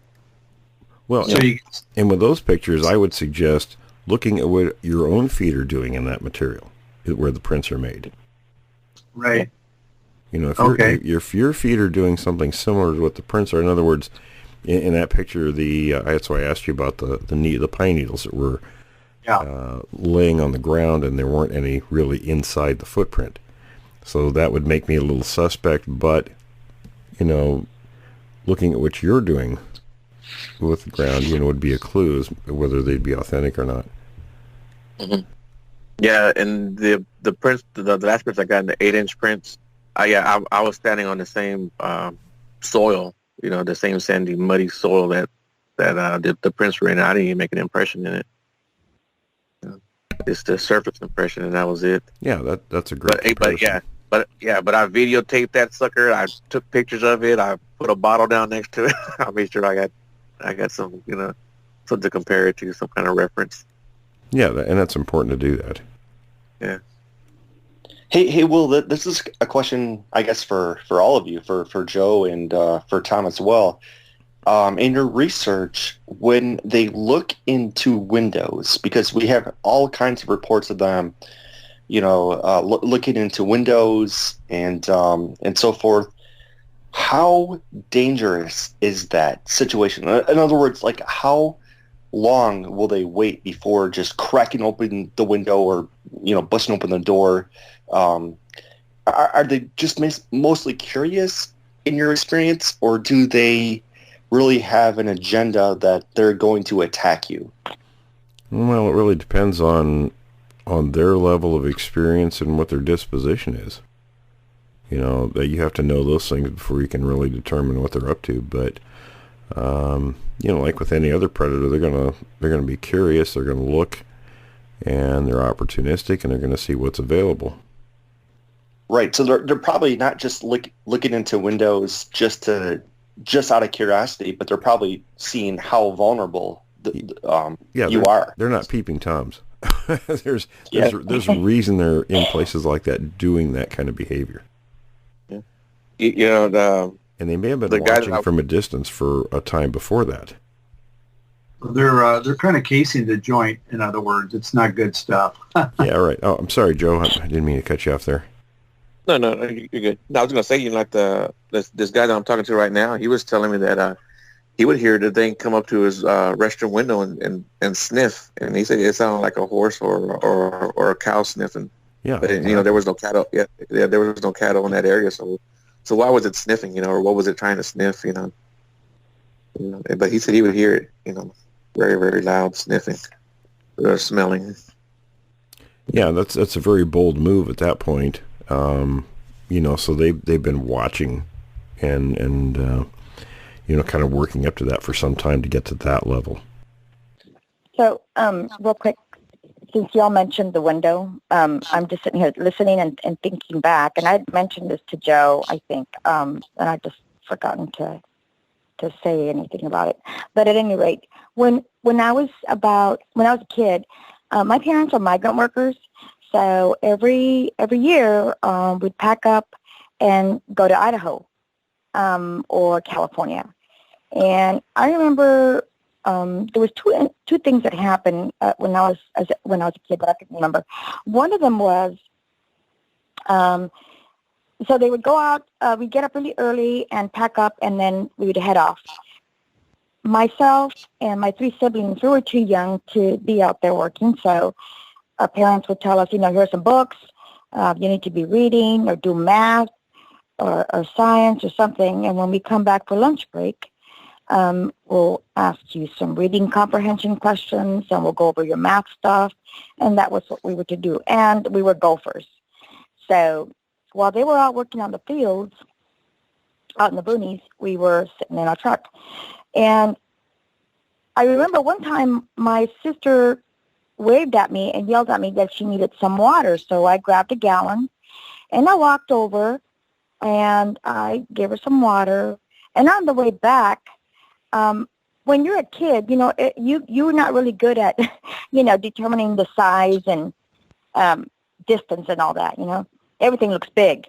So I was walking back and I looked up and we were surrounded by trees, but I saw a huge black figure standing by the tree, and I stood there, and I just looked at it. It didn't do anything, and then I kept walking over to the truck where my siblings were, and I never said anything to anyone. To this day, I've never told my parents. I've never told my siblings of what I saw. But it was black and it was tall.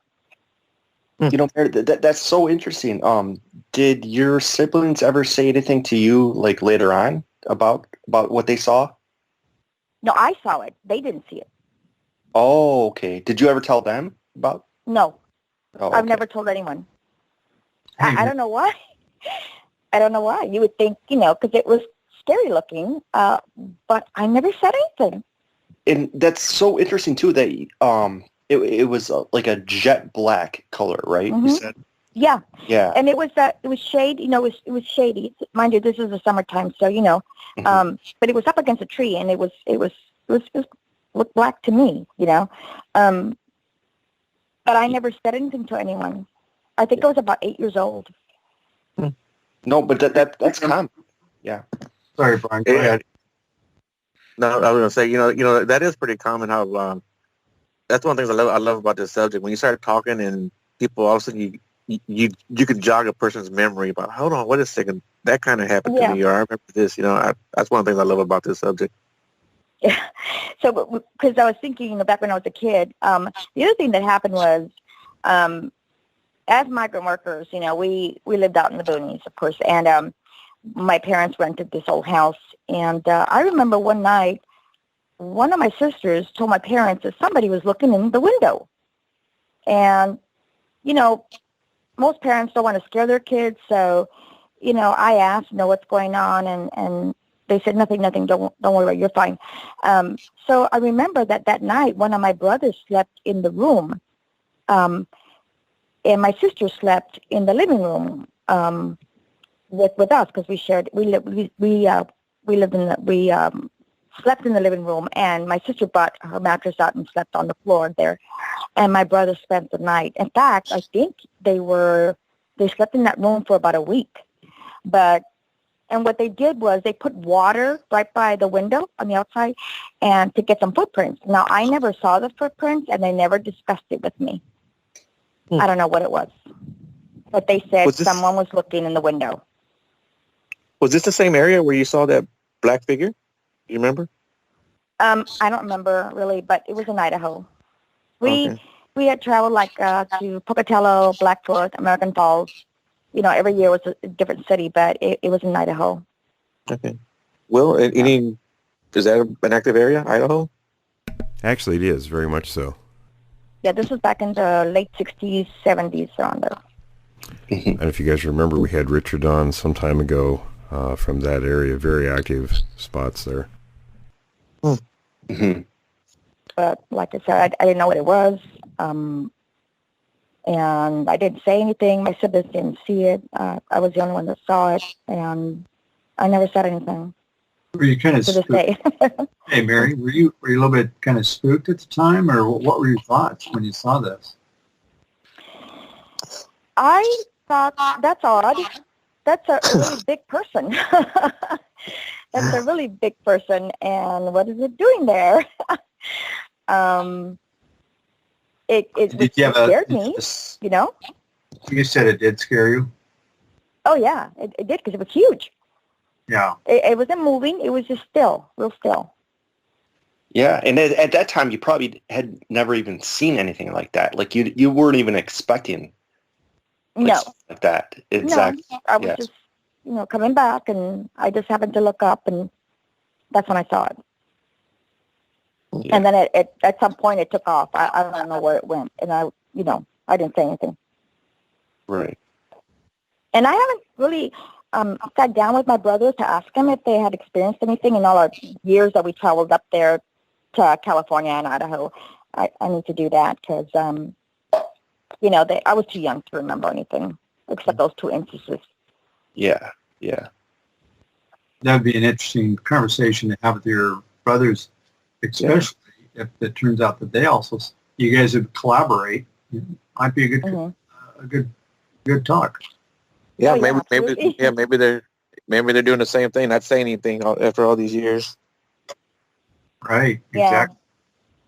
And then, how it is, they don't want to scare their siblings, and we were younger, way younger than they were, so, they kind of, would tell us, just it's okay, it's okay. It's nothing, don't worry about it. So, Mary, just going forward, like, what's your attitude about the subject now? Are you going out there and are you anticipating that, hey, Bigfoot could be out there, or are you just trying to like forget about the whole thing and and just go on? Well, I think that it's important that we be aware of our surroundings, no matter where a person lives, and so. Whether it's Bigfoot or not, I'm always pretty observant and alert. So, and now with all these things that have happened, I am definitely keeping an eye out and an ear for anything. When I hear an owl, and the owls are big out here, I don't always think, oh, that's an owl. Not anymore. Because listening to the podcast, I've heard many people say, that they mimic animal sounds and people. So I'm trying to fine tune my ears so that I'll know what a real owl sounds like and what it sounds like when something or someone is mimicking one. Exactly. I hate to break in, everyone, but we're running a little short on time, so we'll do some final thoughts. Mary, let's start with you. Any final thoughts or questions? Well, I'm definitely going to be researching the area. Awesome. And Joe and I have been talking a lot, so he'll be my go-to person. Oh, great. Well, your welcome Sasquatch aboard Chronicles with us. Affiliate over here. Welcome aboard. Thanks. Joe? So I think he's real, and no, go ahead. Oh, no, we certainly appreciate you coming on with us and your input and questions. Joe, you want to have any thoughts or questions or tell people how to contact you? I definitely look forward to, getting together with Mary and, working with her. I mean, she's a really cool person. I've got, over the last few months, got a really good chance to know her and stuff like that. But, anybody want to get in touch with me, especially here in Texas? We're in the Southwest area of the United States. It's jrg.hillcountry@gmail.com. And, of course, the JRG stands for Jevening Research Group. And, email is the best way to get a hold of me. And, just everybody stay safe out there. Yeah, absolutely. If you're interested in becoming a member of the JRG in Texas, get a hold of Joe, and he'll get you set up. Brian, any final thoughts? Well, just again, a special thank you to Mary and also to Joe for being on here. And let us know if you have any encounters or questions. You can reach us at encounters@creekdevil.com, I think. So so just definitely thank you for coming on, Joe and Mary, and we hope to learn more from you guys next time. Okay. Tom, anything? Yeah, same thing. I'm going to just say what Brian said. Thank you, Joe, and thank you, Mary. Very interesting show, interesting accounts, and I'm just going to kind of ditto what Mary said about having your situational awareness on everything going on around you, especially when you're out there researching this topic. Well, very interesting. Thank you, everyone, for joining. And Mary and Joe, awesome. We're really glad you were able to join us this morning. Thank you. Yeah, thank you, Will. All right, everyone. That'll be it for this segment. Of course, stay tuned for the things we're doing next.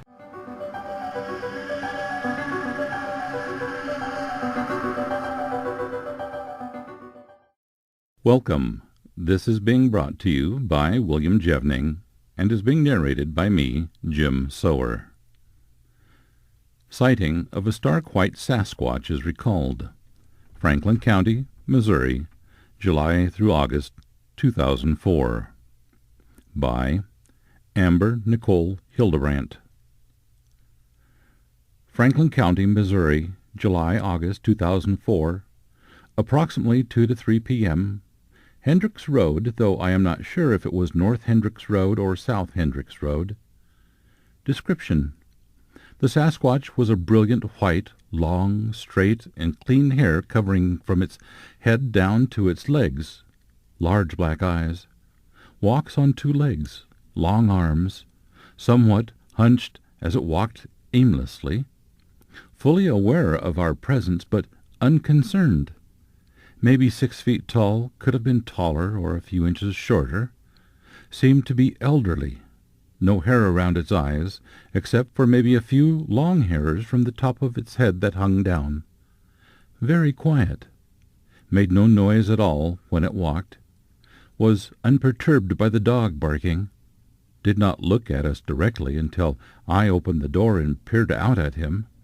He then met my gaze, and his eyes held great emotion, such as what appeared to be sadness, curiosity, peace, and a gentleness, as well as wisdom.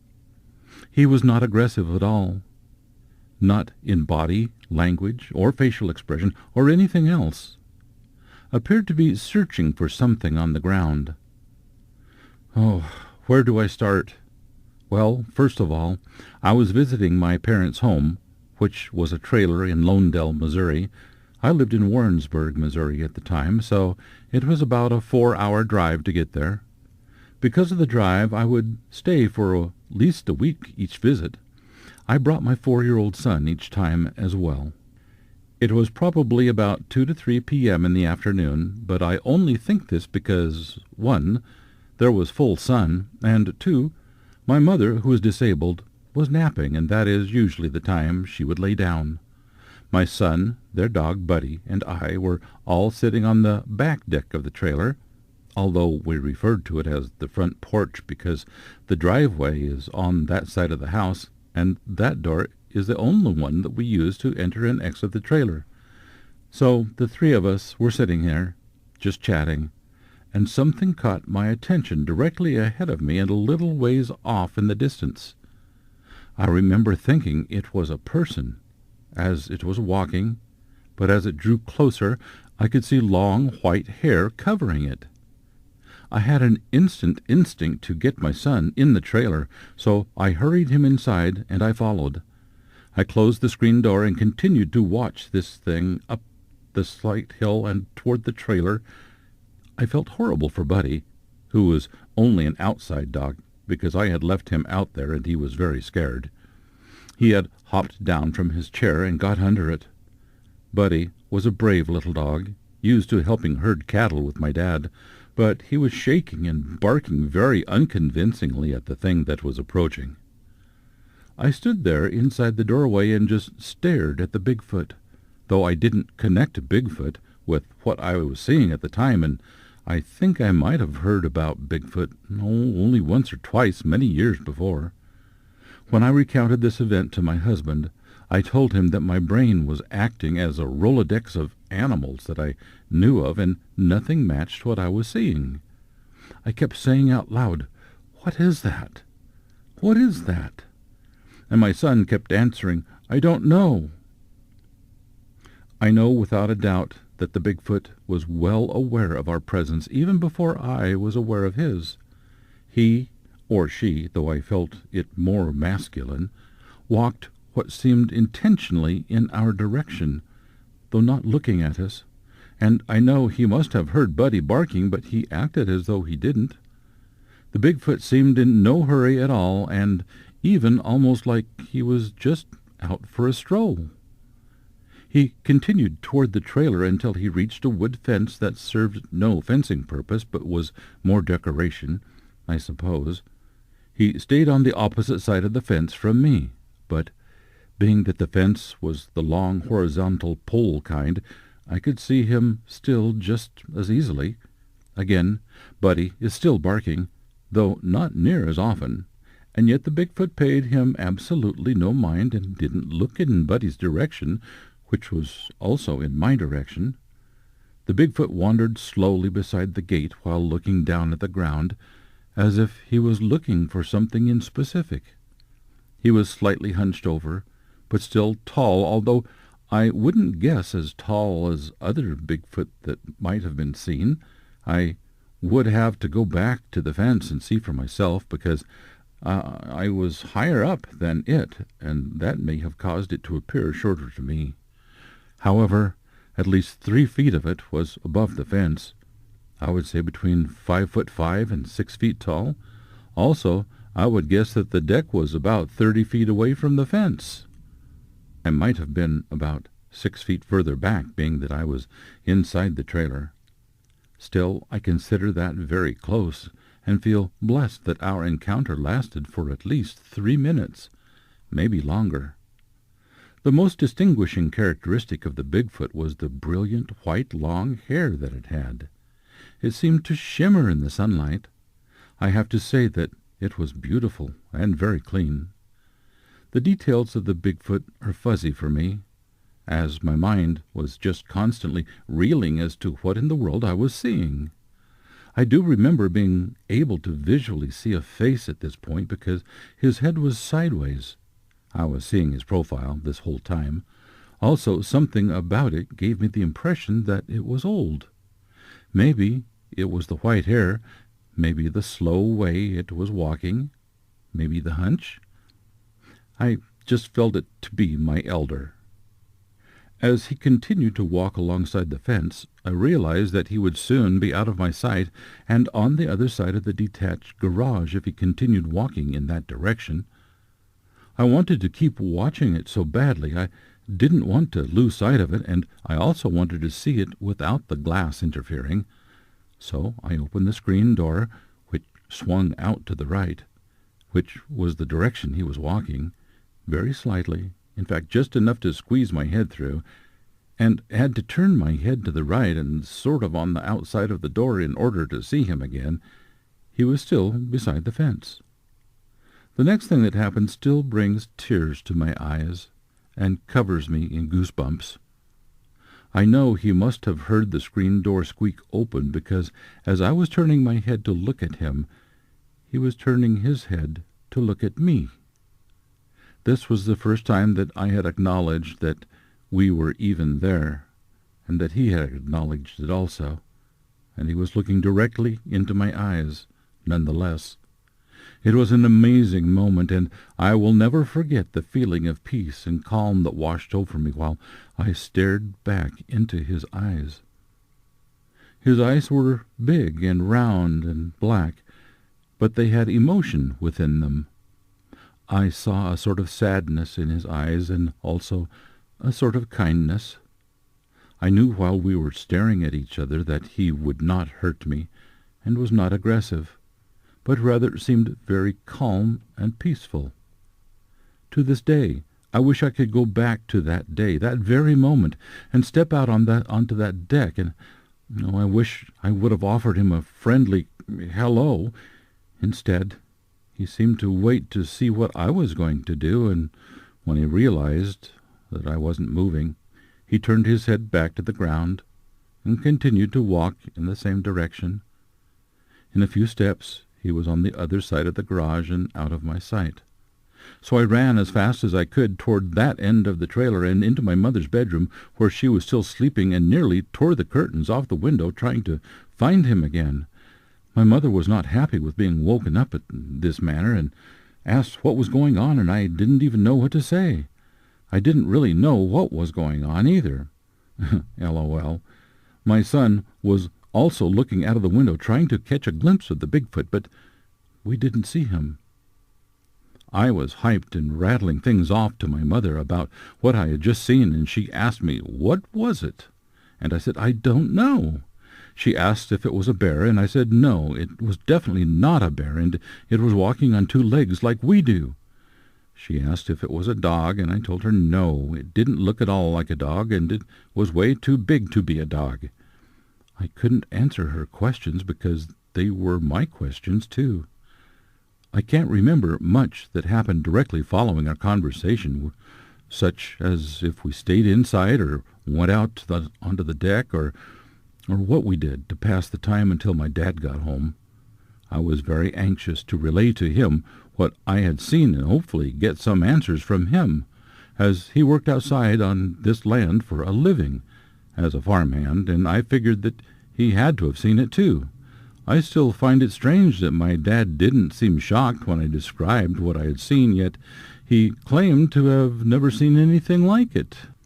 He kind of acted like he didn't believe me, but he's a really laid-back type of guy, and not much gets him excited, so that that might have been the case.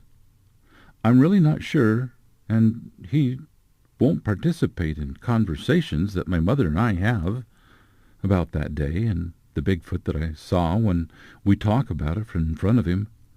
Speaking of those conversations between my mother and I, she recalls that I was terrified to go outside on the deck alone anymore. I don't remember that.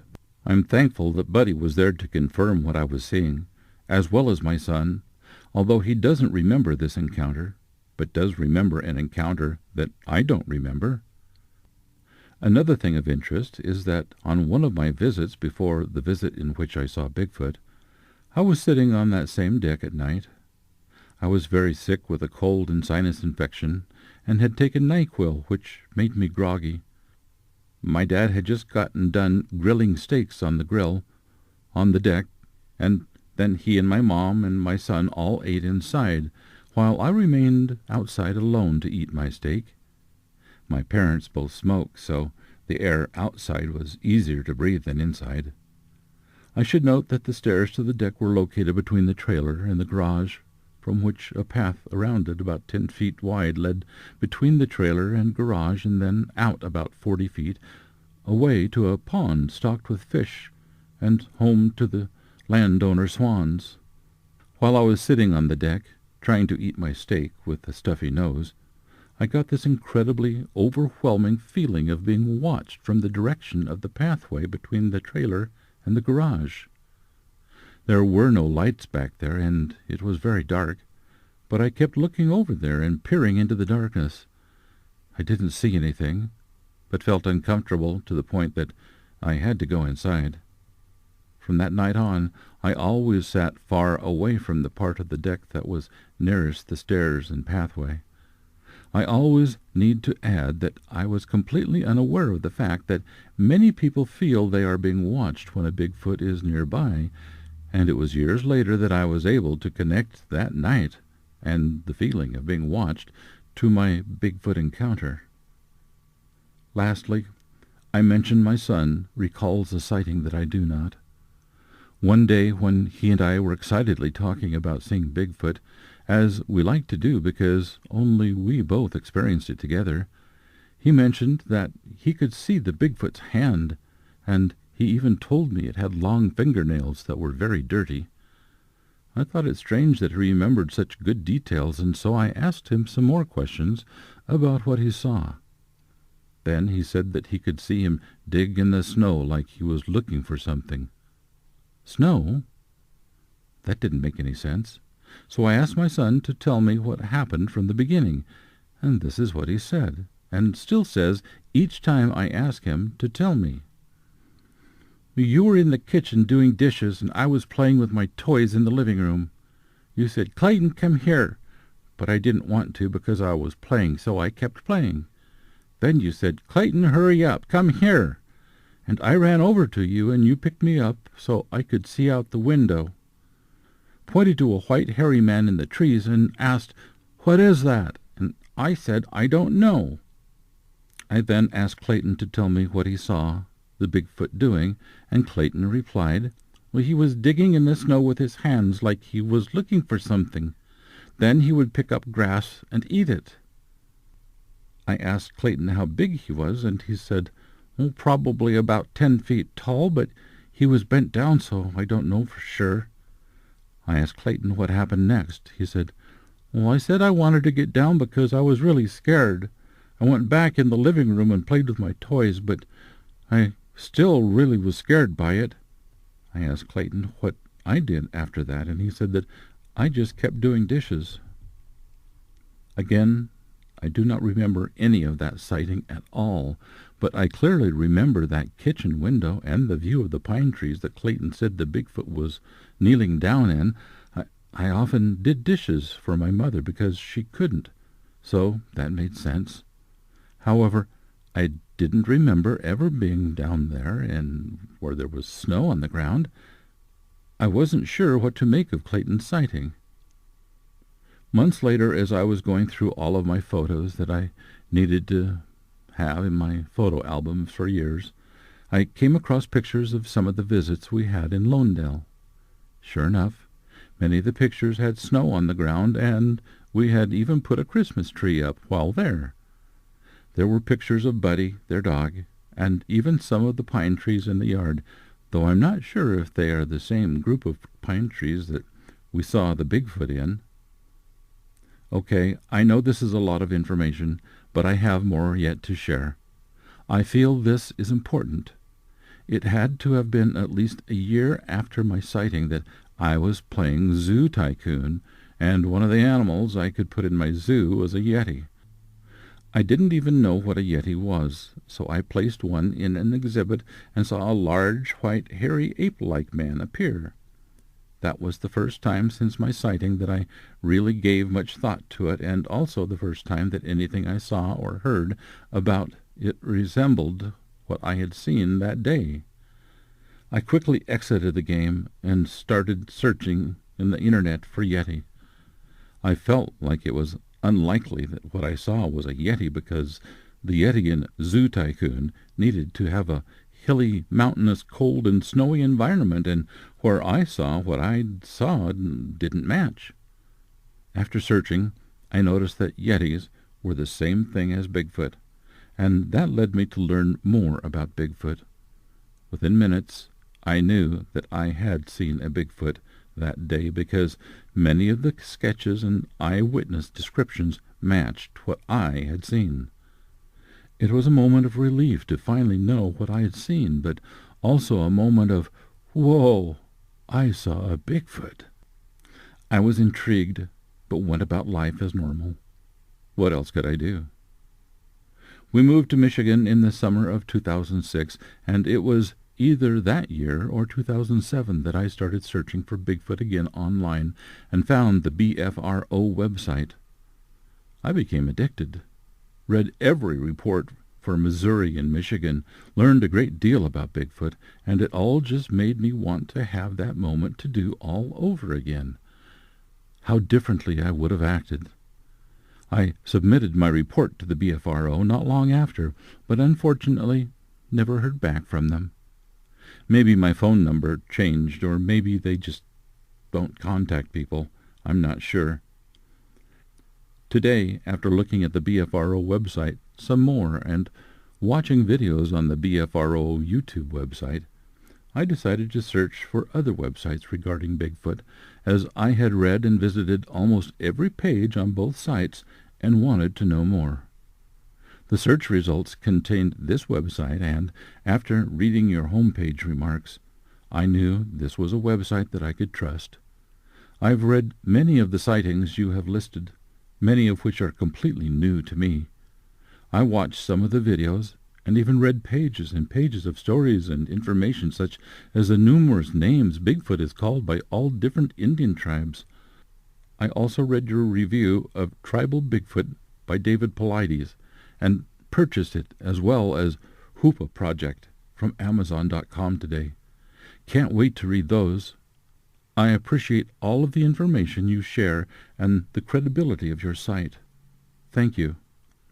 By the way, as I've been writing this message, I've been mentally debating on whether or not to include things that I saw when I was a child or not. Everyone always thought I was either lying or crazy when I would tell them as a child, so I find talking about what happened and what I saw was difficult. However, as I mentioned, I've read many of those story sightings, and here I realize that stranger things have happened. I'd like to say that these things may have absolutely nothing to do with Bigfoot, but after having learned what I have, I find that the similarities make this worth mentioning. I was 9, possibly 10 years old, and was laying in my bed one night, trying to fall asleep, but I kept hearing things that scared me, so I had one eye open until I could no longer keep it open, and I must have fallen asleep. On this night, like many others, One of my babysitters was spending the night because my mother was, at the time, an RN who worked 12-hour night shifts. I woke up to the sound of scratching on my closet door, which was shut, and immediately assumed my cat, Lacey Bell, had been shut in there. This really doesn't make sense as to why I thought that, because she seldom went into closets. I got up, without thought or fear, and opened my closet door. I was looking into the bottom of the closet, and Lacey wasn't in there, but something else was. I looked up, and way above my head were two large red eyes just staring back at me. The rest of my closet seemed to be pitch black and never-ending. I stood there frozen, terribly scared, and then took off running out of my room and toward the kitchen, just screaming. My babysitter ran into the kitchen not long after and was frightened by my reaction. I told her that I saw two big red eyes in my closet, and she was not convinced. However, she did let me sleep with her for the rest of the night. Another incident occurred after that, but I'm not sure how long after. I was, again, sleeping in my bed in my room. I had a day bed that was against a wall that had a window on it. The window was above my waist when I was laying down. The window was closed, but not curtains on it or blinds. I was sleeping when, for some strange reason, I sat straight up and looked out the window. There again were two big red eyes staring at me. I remember thinking that it wasn't possible for anything to be able to stand there and see in because my window was so high off the ground. I don't remember anything else that happened on that night, not even if I went back to sleep or got up to sleep with either my brother or mother or babysitter. I do remember not feeling like I could tell anyone about this incident because of the ridicule that I got from the first time, so I kept it to myself. I may have told my best friend at the time, though. I remember she believed me about seeing the eyes in my closet. She told me it was the Grim Reaper, which I had never heard of. I cannot honestly tell you how high the window was from the ground, but I think it was possibly 15 feet from the ground. I also think I was slightly looking down at the eyes that I saw, but can't say with certainty. Okay. As if I haven't already written a novel here, I have more to add. I don't want to leave anything out, as it can't hurt anything, and it may be of help. 2 years ago, in Michigan, where I now live, during the summertime I awoke to the most haunting sounds I have ever heard. I had my bed pushed up against the window, as it was hot and we don't have air conditioning, and my husband and I were sleeping. I remember hearing the noise and slowly waking up and becoming aware of it as it grew louder and higher. My eyes went wide and my whole body tensed up, and I just lay there stiff as a board, unable to speak, unable to move. The noise would go off and was fairly lengthy. It stopped for about 20 seconds and then repeat. I would go back and forth between thinking a woman was being murdered in my front yard to a little girl being murdered in my front yard to a ghost.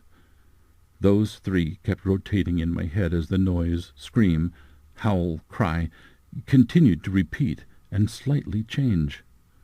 I remember thinking that the sound seemed to be coming from our garden, which was and is about 300 to 500 feet straight out from our house and my bedroom window.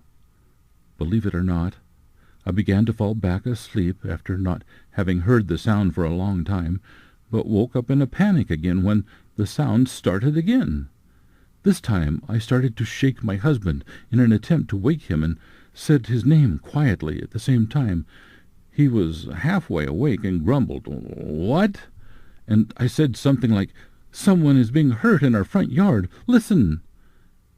We laid there and listened, but the noise didn't happen again. So I told my husband what the noise sounded like and how scared I was, and he told me it was probably a rabbit being killed.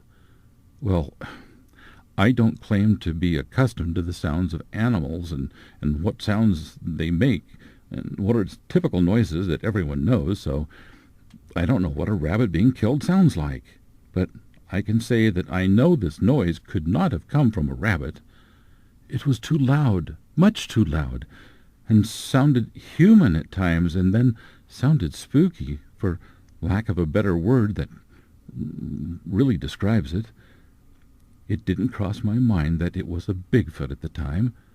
It wasn't until I read that Bigfoot howls and screams, which later on, that I put the two together. I've listened to the vocal recordings of Bigfoot since then, but none of them sound exactly what I heard. The audio recordings sound more animal-like than what this did. Okay, last thing. It was winter of that same year, and there were at least 2 feet of snow on the ground.